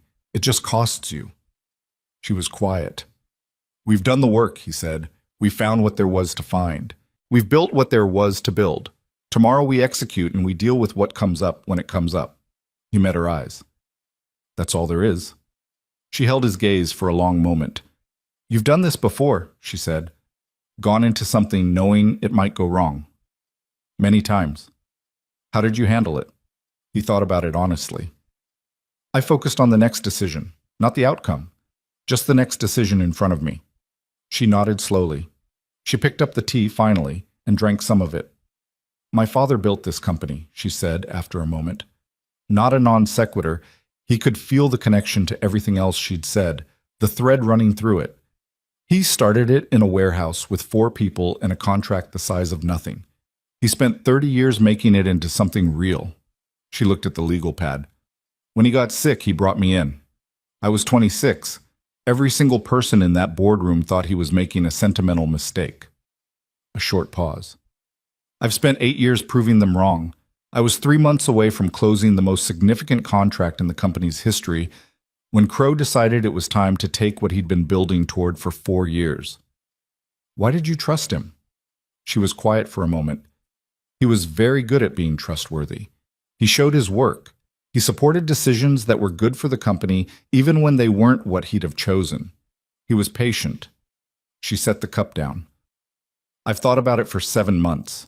The best I can come up with is that he played the long game better than I was watching for, because I was watching for people who moved too fast. Greedy people who overreached. She looked at Nathan. He never overreached. He just waited. He underestimated you, Nathan said. He did. She said it without satisfaction. He thought that if he put me in a wheelchair, I'd be easier to manage. He didn't count on... She stopped. What? She looked at him directly. He didn't count on someone like you being in a diner on a Tuesday night. The room was very still. Nathan looked at his hands on the desk. He thought about a rainy Tuesday and a broken diner sign and 3 men who had changed everything by walking through a door. Get some sleep, he said. She nodded. Nathan, he was halfway out of the chair. Whatever happens tomorrow, I want you to know that I know what you've given up to be here, what it costs a man like you to step back into this. He stood. He looked at her for a moment. It costs what it costs, he said. Some things are worth it. He left her to it. He was in the operations room by 5 a.m. By 6, he had the team assembled and they went through the sequence one final time. Not a rehearsal, just a walkthrough, each person confirming their position and their role and the contingency for if that role went sideways. Dolan was laconic, as always. Reyes was precise. Martinez and Lee had the particular quiet focus of people who had already done everything in their preparation that could be done and were now at the threshold of the thing itself. At 7:30, the convoy departed the estate. 2 vehicles. Clara and Nathan in the primary armored SUV driven by Martinez. Dolan in the follow vehicle, a dark sedan, maintaining interval. Lee and Reyes remained behind in their respective positions. Lee in the mobile communications post 2 blocks from the building. Reyes at the estate running the data transmission systems. The drive to the city took 43 minutes. Nathan rode in the back with Clara, both of them not talking much. He watched the road. She watched the road. At a certain point, she said, "The first thing I'm going to do when this is over is eat a proper meal." And he said, "What does a proper meal look like?" And she said, "Something with more than 4 ingredients that didn't arrive in a catering container." He almost smiled. The city resolved around them as they came off the highway. Buildings thickening, traffic building, the particular dense sensory quality of a weekday morning downtown, people moving on sidewalks, coffee shops, and dry cleaners, and the enormous glass towers that housed financial and legal and corporate machinery. Whitmore Defense Systems occupied the top 7 floors of one of those towers, the building's name on a sign at street level that Nathan clocked from 2 blocks out. "Lee," he said into the earpiece, "on position. Building exterior looks clean, foot traffic normal. I have eyes on the north entrance." A pause. 2 men I don't recognize standing near the lobby entrance. Not security uniforms. Dark jackets. Nathan looked at Clara. She'd heard. "Building security is plain clothes on the executive level," she said quietly. "Not the lobby," Nathan said. "No, lobby is uniformed." Her jaw tightened. "Martinez," Nathan said, "don't stop at the north entrance. Go around to the service entrance on the east side." "That entrance isn't on the plan," Martinez said. "It is now." He'd memorized the building layout 6 days ago with exactly this kind of adjustment in mind. The service entrance on the east side accessed the building's freight elevator, which went directly to the executive floor without stopping. "Clara, is your executive access card going to work on the service level?" "It should. All executive level cards have full building access." "Dolan, you're peeling off to cover the north entrance. I need to know if those 2 men move when we don't show up." "Copy," Dolan said. Martinez took the corner. The service entrance was a loading dock accessed by a ramp off the side street, heavy steel doors, a keypad. Martinez pulled the vehicle level with the door, and Nathan was out before it fully stopped, scanning the dock, the alley, the roof lines that mattered. Nothing that registered wrong. He opened Clara's door. She moved to the lift on the chair's wheels, crossed the dock threshold without hesitation, and held her card to the reader by the service door. The light went green. The door opened. "Dolan," Nathan said as they moved inside. "Report." "Both men are on their phones. One of them just looked at his watch." A pause. "They're waiting for something." "Keep watching." The freight elevator was large enough for the chair with room for Nathan and Martinez, who had come in behind them. It was slow, one of those industrial lifts with cables that groan when they move, a metal gate that had to be pulled manually. Nathan didn't like elevators, had never liked them, even before he'd been in situations that gave him specific reasons not to. He stood facing the gate as it rose, shoulders loose, hands easy. Clara was looking straight ahead. At the 32nd floor, the elevator stopped. Nathan pulled the gate and stepped out first into a service corridor, plain walls, institutional lighting, the hum of HVAC, and held the space for 3 seconds before gesturing Martinez to bring Clara through. "Which way to the boardroom?" he asked. "Left, then the second right. There's a set of double doors that open onto the executive corridor, and the boardroom is at the end." She paused. "The meeting is scheduled for 10. It's 9:42. "We'll be early." They moved through the service corridor. At the double doors, Nathan held up a hand. "Stop," and pressed his ear to the crack between them for a moment. Voices. More than there should have been, moving fast. He pushed through. The executive corridor was wide, carpeted, lined with the particular expensive artwork of a company that had money and wanted you to know it. And it was not empty in the way an executive corridor should be at 9:43 a.m. on a board meeting day. 3 men Nathan didn't know were moving quickly toward the far end. A woman he didn't recognize was coming out of a side office with a phone at her ear, speaking in a low, urgent voice. The double doors to the boardroom at the corridor's end were closed. His earpiece crackled. "Nathan!" Dolan's voice clipped. The 2 men at the north entrance just went inside, fast. Something was wrong. The geometry of the morning had shifted while they were in the elevator, and he didn't know yet which direction it had shifted in. "Clara," he said quietly, "who has access to this corridor right now?" "Board members, their assistants, and executive staff." "Security." She was reading the same room he was. "That man by the boardroom doors, the one in the blue tie." "I don't know him." Nathan watched the man in the blue tie. He was standing by the boardroom doors with a deliberate casualness that wasn't casual, weight on the front foot, hands visible but positioned wrong. The specific pose of someone who was covering a position and hoping it didn't look that way. His earpiece? Nathan. Reyes from the estate. "I'm looking at the building security feed you had me tap into. The parking garage, B2 level. I've got 4 vehicles that weren't there this morning, came in the last 20 minutes. Dark SUVs, no visible plates." The parking garage was in the basement, 2 levels below them. "How many people?" Nathan said. "Can't confirm from the camera angles. At least 6, maybe more." He did the math fast. North entrance, 2 men who just went inside. Parking garage, minimum 6, probably more. Unknown man by the boardroom covering the corridor. The communications interceptor in the estate's outbuilding, dark for 9 days, waiting. The board meeting scheduled for 10 a.m. Crow hadn't planned to stop them on the way to the building. He'd planned to let them arrive. Let Clara walk into the building, get to the executive floor, get close enough to the boardroom to believe she was going to make it, and then shut everything down.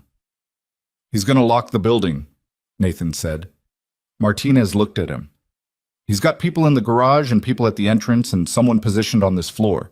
He's going to seal the building, cut communications, and either prevent Clara from reaching that boardroom or take her in the confusion."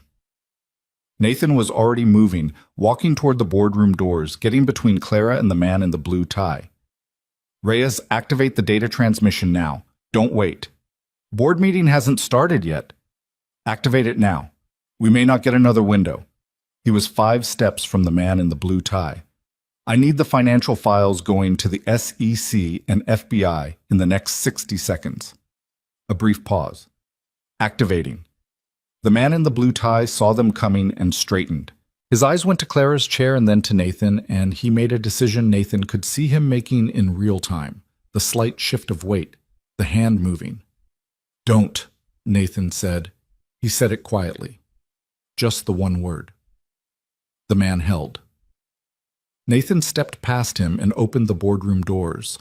The room beyond was large, a long oval table, high windows on the far wall looking out over the city below. Leather chairs filling most of the seats around the table. 8 of the 12 board members were already present. Damian Crow stood at the head of the table.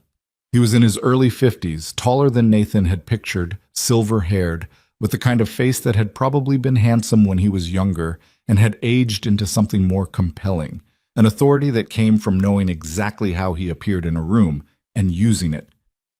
He was mid-sentence when the doors opened. He stopped. The entire room turned, and then it went very quiet. Crow looked at Clara. His face went through something. Not fear exactly, not yet, but the rapid internal restructuring of a man whose plan has just encountered something it didn't account for. It lasted about a second and a half.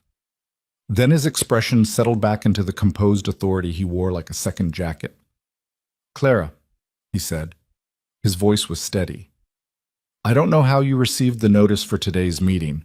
My understanding was that you weren't able to attend." "Your understanding was wrong," Clara said.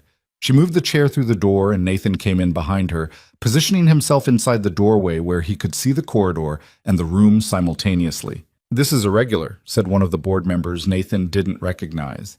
A man in his 60s, wire-frame glasses, the look of someone accustomed to procedural authority. "The meeting was called in her absence. The agenda has been—" "The agenda can wait," said a woman's voice from the far side of the table. She was in her 60s, silver locks, with the presence of someone who had been in difficult rooms before and was not impressed by the difficulty. Renata Osei. Nathan recognized her from the file. She was looking at Clara with an expression that had something in it that was very close to relief. Crow's composure remained intact. That was the most dangerous thing about him, Nathan thought. The composure didn't slip, it just recalibrated. "Clara, I understand you've been through an incredibly difficult period. Perhaps it would be better to schedule a separate meeting where—" "Damien," Clara's voice cut clean. "Sit down." A beat. Crow looked at Nathan for the first time, a long, measuring look. Nathan looked back. He didn't say anything. He didn't have to. Crow sat. Clara moved to the head of the table. Not the seat she'd been directed toward, not the visitor's position, the head of the table, and the room rearranged itself around that choice in a way that was felt before it was understood. She opened the portfolio she'd carried in and placed a single printed sheet at the center of the table. 7 months ago, she said, I survived what was reported as a mechanical failure in my private helicopter. It was not a mechanical failure. She didn't look at Crow when she said it. She looked at the board members, at Renata Osei, at Jerome Whitfield, the general counsel, who was to her left and whose expression had gone into the careful neutral of a man listening with great attention. What happened to me was deliberate, and the reason it was deliberate is what I'm going to show you this morning. This is an extraordinary allegation, said the man with the wire-frame glasses. His name, Nathan knew from Clara's briefings, was Harlan Price, and he'd been appointed to the board 3 years ago on Crow's recommendation. Yes, Clara said. It is. She didn't look rattled. She looked like someone who had been preparing to say this for 7 months. The financial records I'm presenting were compiled by Mara Singh in the Compliance Division, whose initial findings were buried 8 months ago, and who has been living under credible threat since she brought them to my attention. These records document a systematic pattern of fund transfers out of Whitmore Defense Systems research and development accounts, totaling approximately $430 million over a period of 3 years, routed through a series of intermediary structures into a holding entity called Arcturus Capital. The room was very still. The Arcturus acquisition, Clara continued, which this board was scheduled to ratify today, is not a legitimate business transaction. It is the final stage of a money laundering structure designed to absorb those funds into a new corporate entity where they become irrecoverable. She looked down the table at Crow for the first time. Damien has been positioning himself to control this board vote for 4 years. When I survived the helicopter crash and retained the ability to present this to you, he made 2 further attempts to ensure I wouldn't be here today. Crow said nothing. His hands were flat on the table. His face was still. As of approximately 7 minutes ago, Clara said, copies of the complete financial record have been transmitted to the Securities and Exchange Commission and the Financial Crimes Division of the Federal Bureau of Investigation. She looked at Whitfield. Jerome, I would recommend pausing the meeting. Whitfield was already reaching for his phone. Then the lights went out. Not all of them. Emergency lighting clicked on within 2 seconds, bathing the boardroom in yellow-white. But the main overheads went dark, and the powered blinds on the windows dropped automatically, and Nathan was moving before the second was up. Martinez, he said. Corridor. Martinez was already in the doorway. Nathan put himself directly behind Clara's chair, one hand on the back of it. We're moving to the freight elevator. The building's in lockdown, Reyes said in his ear. Someone triggered the security override. Main elevators are frozen. Emergency systems have been activated. Freight elevator? It's on a separate circuit. Should still be functional. Should. Nathan, I heard you. Crow was on his feet. In the emergency light, for the first time, the composure had cracked. Not into panic, but into something harder and less controlled. He looked at the doors. He looked at Nathan. He was calculating. Nathan calculated faster. Anyone in this room who wants to leave can leave, Nathan said, loudly enough for everyone to hear. Board members, staff, go to the stairwell on the north side, descend to the lobby, exit the building, go now. Most of them moved. Harlan Price hesitated, looked at Crow, looked at the doors, and then moved. Renata Osei did not move. She looked at Clara. I'm staying. Whitfield stayed too. His phone was at his ear. I have federal counsel on the line, he said to no one in particular. Crow took 2 steps toward the door. Damien, Nathan's voice stopped him. Don't. Crow turned. His face had done something Nathan hadn't seen it do in any of the photographs or footage he'd studied over the past 9 days. It had gone blank. The composure, the authority, the cultivated weight of a man who had spent years managing rooms, all of it had gone neutral, the way a face goes when it's deciding whether to try something. You're the man from the diner, Crow said. Yeah. You have no jurisdiction here. I'm not trying to arrest you, Nathan said. I'm trying to keep you from doing anything that makes tonight worse for you than it already is. He held Crow's gaze. The data is already transmitted. It's already out of the building. Whatever you had planned in the garage, it doesn't change what's already sent. He let that land. You built this over 4 years. You were careful and you were patient. But it's done now. What you do in the next 5 minutes is the only thing left you can control. The room was very quiet. Crow looked at Clara. She looked back at him. No triumph in her face, no anger either, just the level, clear attention of someone who had made it to the other side of a very long thing. You should have just let me buy you out, Crow said quietly, almost to himself. You never made that offer, she said. I would have. No, she said. You wouldn't. Because buying me out wasn't what this was about. She held his gaze. You don't respect people, Damien. You manage them. And when you can't manage them, you remove them. She tilted her head slightly. You forgot that some people don't move. Something moved across Crow's face. Then the boardroom doors opened and 2 figures came through. Not Crow's people. Not anyone Nathan had positioned. Men in dark jackets with badges on chains. Federal agents. Whitfield's call had connected faster than Nathan expected. It didn't go cleanly after that. It rarely did. There was a period of about 20 minutes during which the building's security lockdown was partially active, and the arrival of federal authority created competing layers of protocol and access, and the parking garage situation resolved itself into a very tense standoff that Dolan managed from the north entrance with the help of 2 officers from the city police department who had responded to a disturbance call. 3 of Crow's people in the garage were taken into custody. The others dispersed into the city and would be found over the following days. Nathan stayed with Clara through all of it.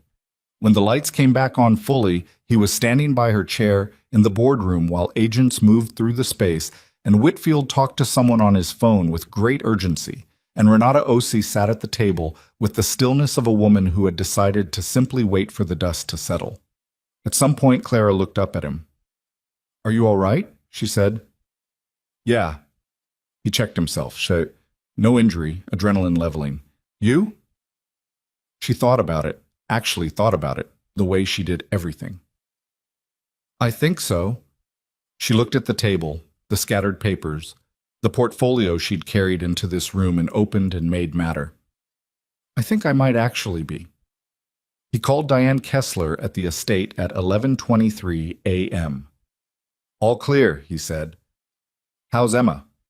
She's fine. She beat me at 2 games of cards and is currently explaining to me why the soil composition in this region is suboptimal for tomatoes. Nathan breathed out. A full exhale, the kind the body saves for when something that has been held is finally released. Tell her I'm on my way back, he said. He looked around the boardroom. At Clara, who was speaking with Whitfield and an agent, her voice steady, doing the work of the next necessary thing. At the city outside the windows, which had no idea what had happened in this room this morning and would not know for some time. He thought about a Tuesday night in a diner, a broken sign, a woman in a wheelchair who had looked at him in the dark and asked who he was. He hadn't been able to answer then. He'd told her he used to be someone else, that he'd been trying not to be. It had been the most honest thing he could say at the time. He looked at Clara now, across the room, and she met his eyes briefly between sentences. A look that lasted 2 seconds and carried everything the morning had been. And he thought that the answer to that question might have shifted. Not back to what he was.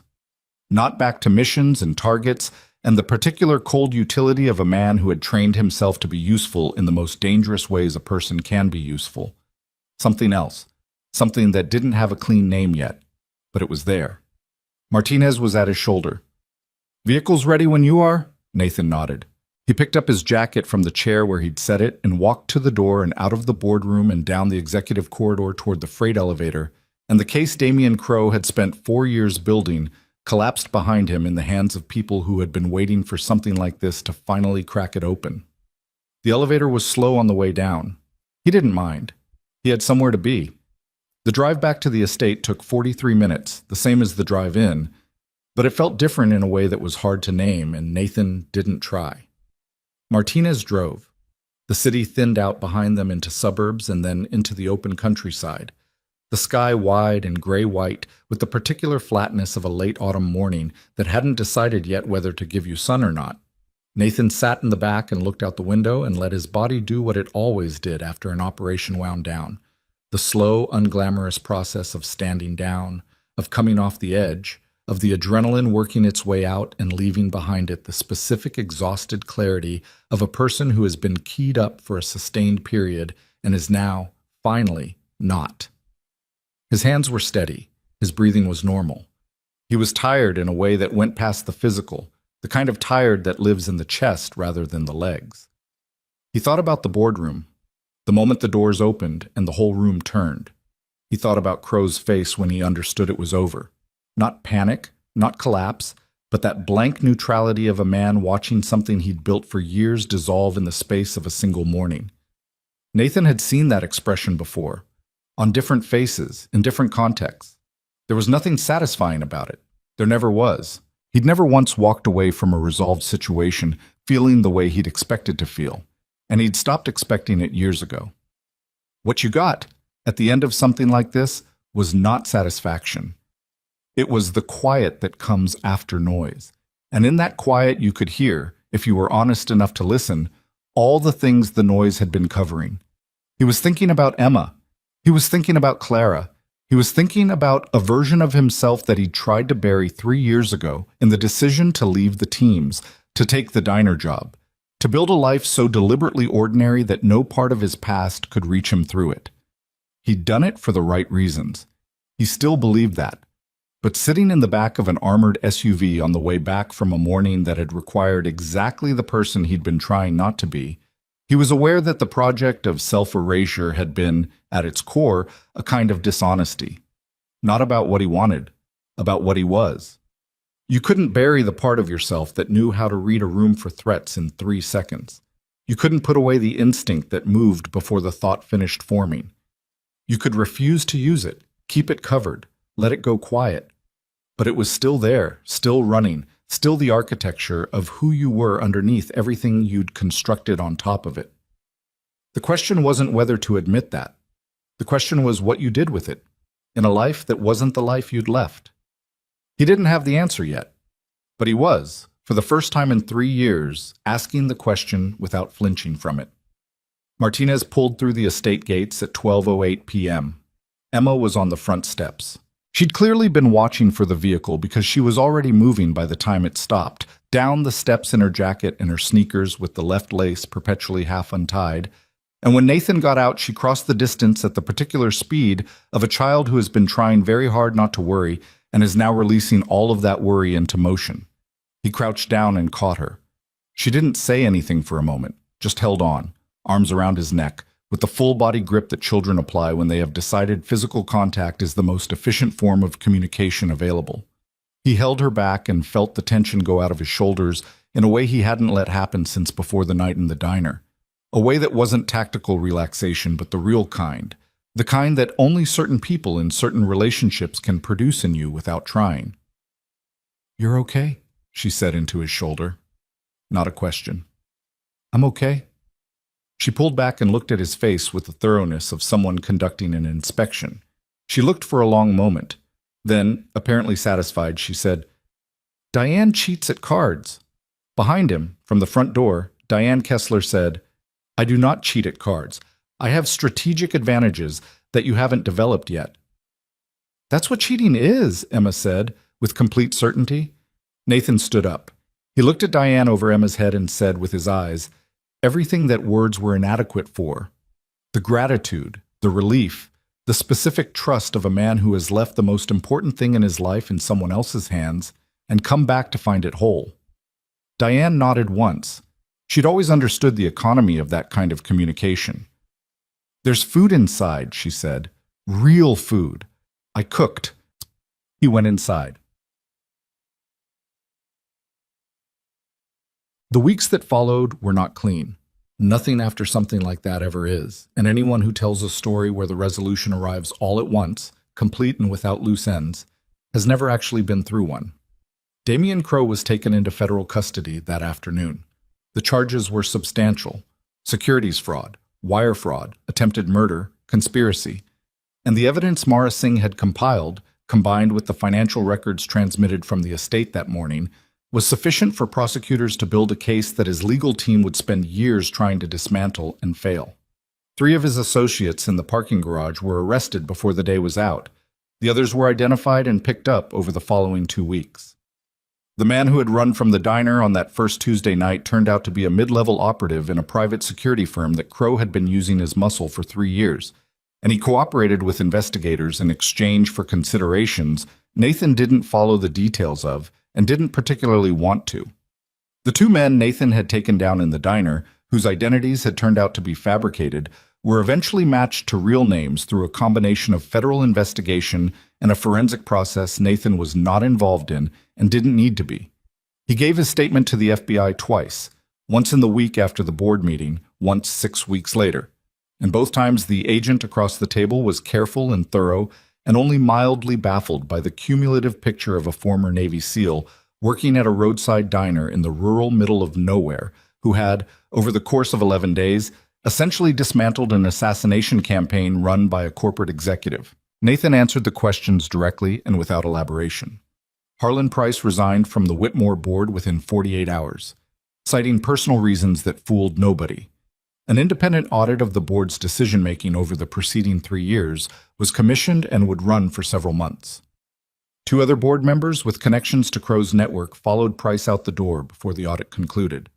Renata Osei stepped in as interim board chair for the duration of the transition period, a role she occupied with the efficiency of someone who had been ready for it for years and had simply been waiting for the circumstances to require it. Mara Singh gave her full testimony to federal investigators and was subsequently placed on administrative leave, a protective measure she had requested herself, while the investigation proceeded. Clara told Nathan, in the second week after the board meeting, that she intended to make Mara's position permanent when the dust settled, and not in the compliance division. Nathan thought that was the right call. The Arcturus Capital acquisition was voided within days. The funds that had been transferred out through the intermediate structures took longer to trace and recover, and not all of them would be recovered. That was the reality of financial crime at that scale, the money disappearing into layered structures designed to be difficult to unwrap. Clara accepted this the way she accepted most difficult facts, by acknowledging it clearly and moving on to what could be done. What could be done, as it turned out, was quite a lot. Clara rebuilt. Nathan watched her do it from a closer vantage point than he'd anticipated, because the question of what came after the 11 days was not as simple as he'd initially imagined it. He'd told himself during those days that his role had a defined end, the board meeting, the resolution, and that afterward he would return to his quiet life with Emma, to the diner and the soccer coaching, and the deliberate ordinariness. He told himself that clearly and sincerely, and it had been true when he told it. What he hadn't accounted for was the way certain experiences change the geography of what's possible. Not in a dramatic way. Not in the way of movies, where everything snaps into resolution and the future arranges itself into obvious form. In the slow, undramatic way of real life, where you find yourself having dinner at a certain table 3 weeks after an event and realizing you've been having dinner at that table for 3 weeks and that it has come to feel, without announcement, like a table you belong at. He stayed at the estate through November. Officially, it was because there were still loose ends in the security posture. Associates of crows who hadn't been located, ongoing federal activity that introduced uncertainty, the recommendation of investigators that Clara maintain enhanced security protocols for a defined period. All of that was true. It was also true that Emma had started a new school 15 minutes from the estate and had opinions about it that she delivered at dinner every evening, and that Clara had started attending those dinners with the consistency of someone who had originally presented it as occasional and had quietly stopped pretending otherwise, and that these dinners were... Nathan had been a careful and honest man for most of his adult life, and he applied that quality to this, the best part of his day. He'd had one conversation with Clara about it, just one. It was in the kitchen, late, after Emma was in bed, in the particular quiet of a house when a child has gone to sleep and the adults who remain are left with the awareness of each other. Clara had been making tea. She'd gotten better at the kitchen logistics over the weeks. The estate's layout adapted to her use with modifications she'd directed, and that had been implemented without Nathan making any specific arrangement, because he'd described what was needed to the estate manager, and the estate manager was competent. She moved through that kitchen with the ease of someone who had stopped fighting the space and started using it, which was, Nathan had noticed, a quality that extended to most things in her life. "You're thinking about leaving," she said. She wasn't looking at him. She was watching the kettle. "I'm thinking about a lot of things," he said. "That's not a no. It's not a yes either." He was at the counter, leaning with his arms crossed, in the posture that Emma occasionally told him made him look like a security guard, even in his own kitchen, which apparently was funny. "I have a daughter who needs to be somewhere stable. I have a life I was building. I need to figure out what that looks like now. What did it look like before?" She poured the water. Her voice was even, the way it was even when she was asking something that mattered. "Before the diner." He thought about the house with the porch that needed painting, the Tacoma with the broken heater, the particular satisfaction of a slow Tuesday at the diner when the coffee was right, and Emma was doing her homework in the corner booth, and the world outside was just weather. "Small," he said. "It looked small, on purpose." "Was it enough?" He was quiet for a moment. "It was safe," he said. She brought her tea to the table and sat down, and she looked at him with the directness that he'd come to understand was just how she looked at things she considered important enough to look at clearly. "I'm not asking you to stay because of the security situation," she said. "The security situation is being managed. I'm asking you because..." She stopped, seemed to decide something. "Because Emma showed me her tomato plants have started producing, and she did it like it was news I needed to hear personally. And because the last time I had dinner with people I didn't want to end, it was a long time ago." She held his gaze. "And because I think you already know what you want, and you're just being careful." He looked at her.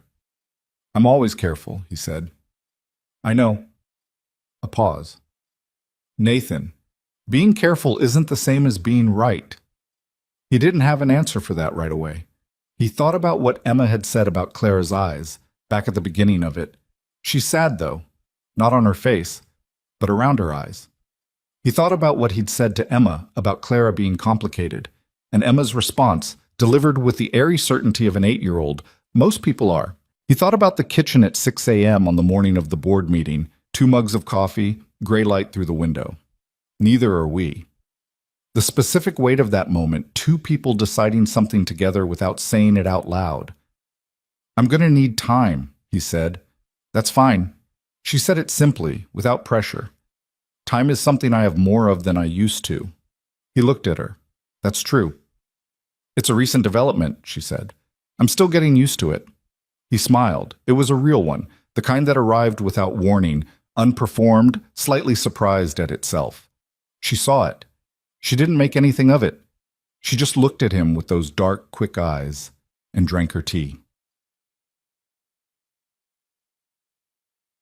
The first real snow of the season came in December, 2 weeks before Christmas, earlier than forecast and heavier than expected.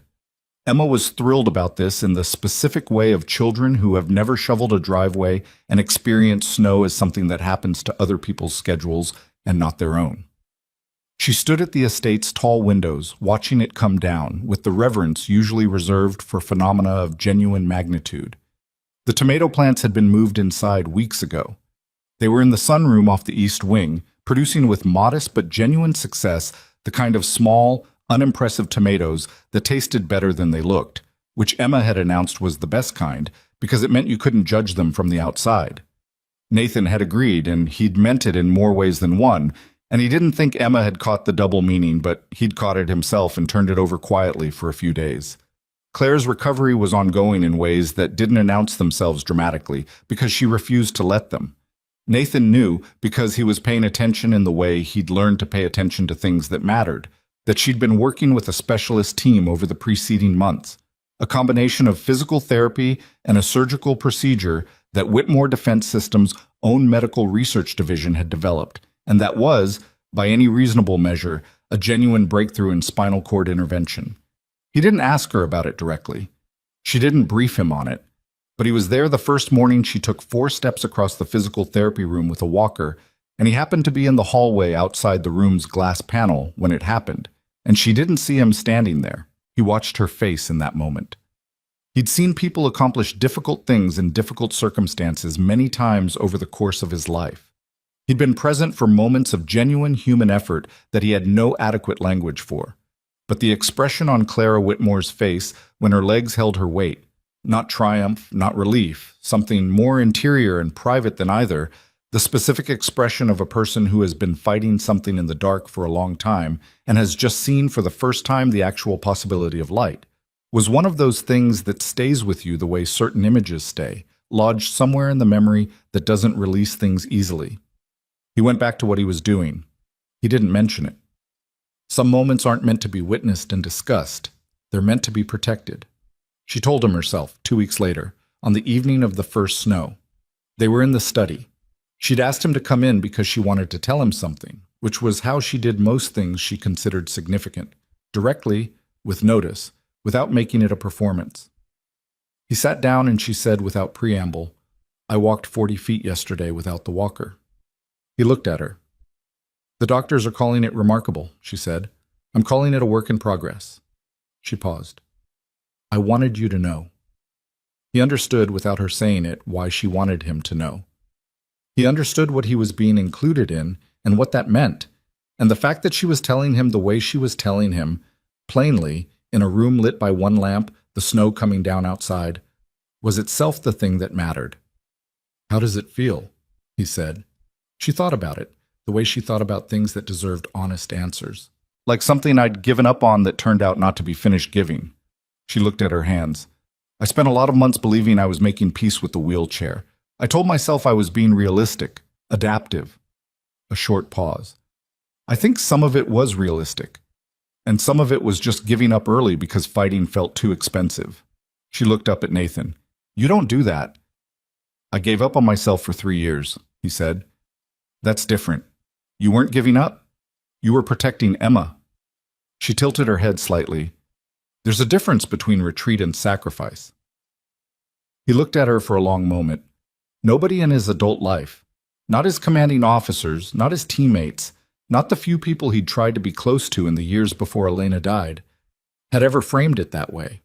He'd carried those 3 years with a specific quality of shame that he'd never fully articulated but had been present, quiet, and persistent underneath everything. The feeling of a man who had walked away from what he was. The reframe was so simple and so accurate that it took him a moment to absorb it.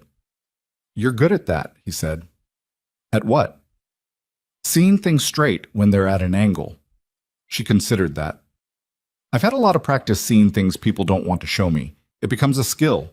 She paused. "Like you reading a room in 3 seconds." "Fair," he said. Outside, the snow was accumulating on the window ledge and on the grounds below, and the estate had gone white and soft-edged and quiet, the way places do in the first real snow of a season.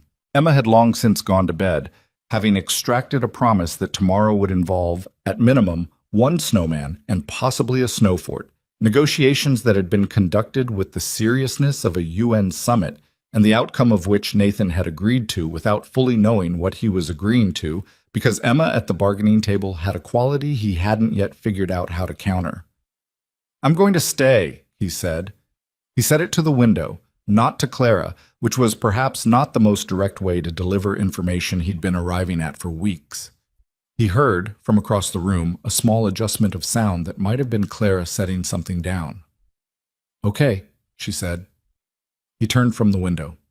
She was looking at him with the expression she used when she was managing something she'd rather not manage, the steady, controlled version of something less controlled underneath. "Not because of the security posture," he said. "I know."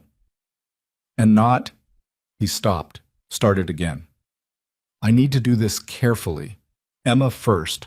The way things are between us, whatever that's going to be. It takes the time it takes. I'm not interested in rushing anything, and I'm not going to." "I wasn't asking you to."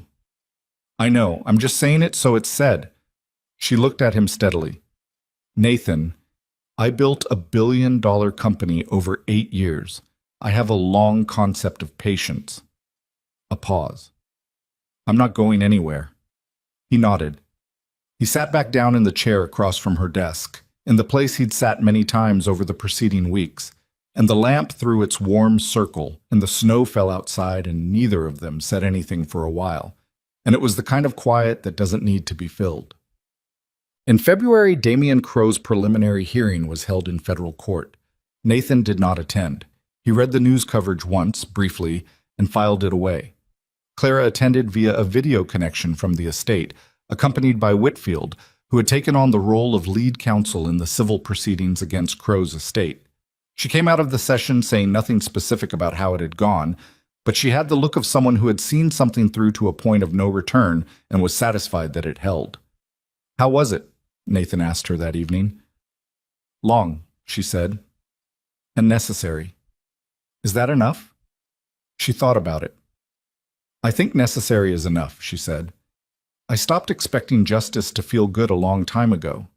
It just has to be real." He thought about that for a few days. He thought about all the operations he'd run and all the outcomes he'd been part of and whether justice was the word for any of it, and he thought the honest answer was that justice was a concept that worked better in the abstract than in the specific, but that didn't mean you stopped trying to get there. You just stopped expecting it to feel the way the words sounded. The charges against Crow would take years to fully resolve. The legal machinery ground at its own pace, indifferent to the urgency of anyone involved. What was established, early and solidly, was the core of what mattered. The financial fraud was documented, the conspiracy was documented, the helicopter incident was formally reclassified as deliberate and added to the federal indictment. Mara Singh testified in a preliminary deposition in March and was described by the prosecuting attorney as one of the most compelling and meticulous witnesses he had worked with in 20 years. Whitmore defense systems stabilized and then, under Clara's direction through the first quarter of the new year, began to do more than stabilize. The contract she'd been close to finalizing before the helicopter crash was re-engaged and concluded in March, the largest single contract in the company's history, which Renata Ose announced at a board meeting with a particular satisfaction that Nathan, watching a video feed of the meeting from the estate's study, found completely understandable. The research division, cleansed of the structures Crow had built inside it, was reorganized under new oversight and resumed work that had been quietly starved of resources for 4 years. Mara Singh accepted the position Clara offered her. She started in April. She called Clara on her first day to say she'd found 3 things in the first hour that needed to be fixed. Clara had told her to fix them and send a summary, and then apparently had sat there for a moment smiling at her phone. Nathan had been in the room for that. He'd pretended not to notice. Spring came the way it comes in that part of the country. Reluctantly, in fits, cold mornings and warm afternoons, and then cold again, the ground not quite ready to commit. Emma's tomato plants, which had wintered in the sunroom, went back outside in April, and Emma treated this as an event of some consequence, which it was to her, which made it so. On a Saturday in late April, Nathan was in the grounds behind the estate, helping Emma build a raised bed she'd designed herself from research she'd done over the winter, with the focused tenacity of someone who had decided that the soil conditions were a problem to be solved. It was a good design, actually. She'd accounted for drainage, sun exposure, the particular mineral content she'd tested with a kit she'd asked Clara for and received the following day, which had prompted Emma to declare that Clara was extremely practical, which coming from Emma was the highest available form of praise. He was mixing soil and compost when he heard the sound behind him. He turned. Clara was walking across the grounds. Not in the chair, not with the walker. Walking, slowly, with concentration, one hand lifted slightly for balance, in a way that wasn't quite necessary, but was still a habit, her eyes on the uneven ground, but walking.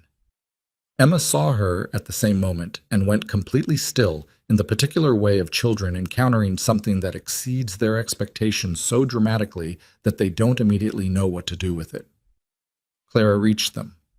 She stopped, breathing slightly elevated from the effort, and looked at the raised bed, and then at Nathan, and then at Emma.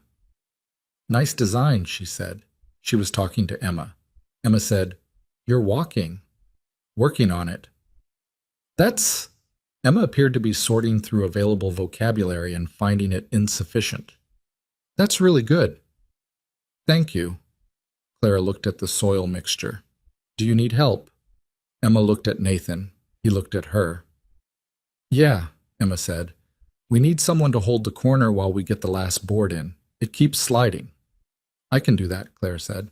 She crouched down, carefully, with the controlled deliberateness of someone who knew their current limits and worked within them without making it a drama, and held the corner of the raised bed frame while Emma directed the operation and Nathan drove the last screws and the whole thing held, slightly imperfect at one corner where the board had been cut a degree off true, but solid. They stood back and looked at it. "Good," Emma said. She examined it with professional satisfaction. "We can plant next week if the temperature holds." "The forecast looks good for next week," Clara said. "You check the weather?" "I check a lot of things." Emma appeared to find this acceptable. She picked up her trowel and went back to work with the particular focus of someone who has concluded the major discussion and moved on to implementation. Nathan looked at Clara beside him. She was looking at the raised bed, and then she looked at him, and there was something in her face that was different from every version of her expression he'd catalogued over the preceding months. Not the CEO composure, not the controlled steadiness under pressure, not the guarded directness of someone who had learned to protect what mattered. Something less managed. Something that might have been simply, plainly, happiness, in the unpretentious form that it actually takes in real life, which is usually quiet and often arrives while you're doing something ordinary and looking at something small. He reached over and took her hand. She held it. Neither of them said anything. There was nothing to say that the moment hadn't already said more efficiently. Emma was talking to the tomato plants. This was apparently a practice she'd developed over the winter, on the grounds that they grew better with encouragement. A theory she held with scientific confidence that Nathan had decided was worth neither challenging nor investigating. He stood in the late April sun with Clara's hand in his and his daughter crouched over a raised bed talking to tomato plants, and he thought about what it meant to fight for something. Not in the abstract. In the specific, ordinary, daily way that matters more than the dramatic version. The way you show up for the same table every morning. The way you hold something that is imperfect and still hold it. The way you tell the truth even when it costs you. The way you stay. He'd spent his adult life trained to understand that strength was a function of capability, what you could do in the most extreme circumstances, how you held under the most extreme pressure. And those things mattered. He didn't disavow them.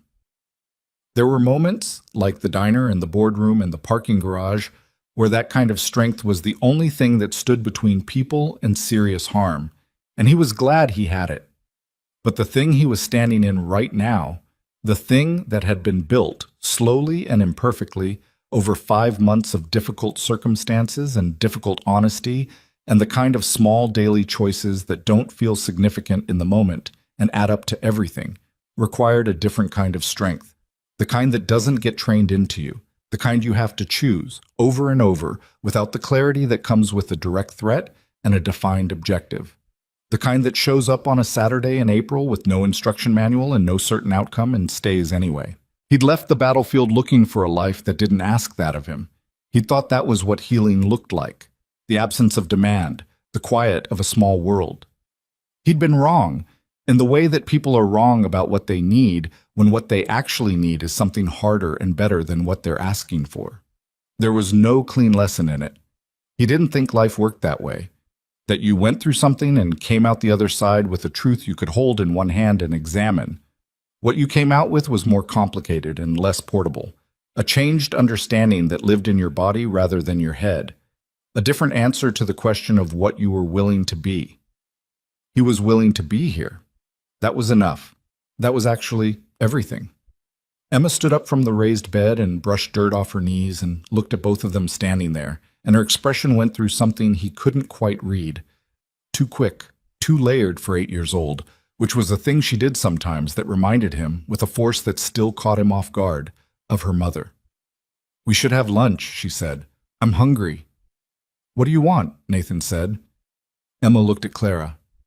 "Is there stuff for grilled cheese?" "There's definitely stuff for grilled cheese," Claire said. "Okay." Emma picked up her trowel and her soil test kit and walked toward the house with the brisk purposefulness of someone who has concluded the outdoor portion of the day and is ready for the next thing. Nathan and Clara followed. He didn't let go of her hand. The estate door closed behind them, and the raised bed stood in the late April sun, and the tomato plants waited in their small pots to be moved into the ground next week when the temperature held, and the afternoon was ordinary in the way that the best afternoons are, full of nothing remarkable, nothing that would make a story anyone would want to tell. Just people. Just this.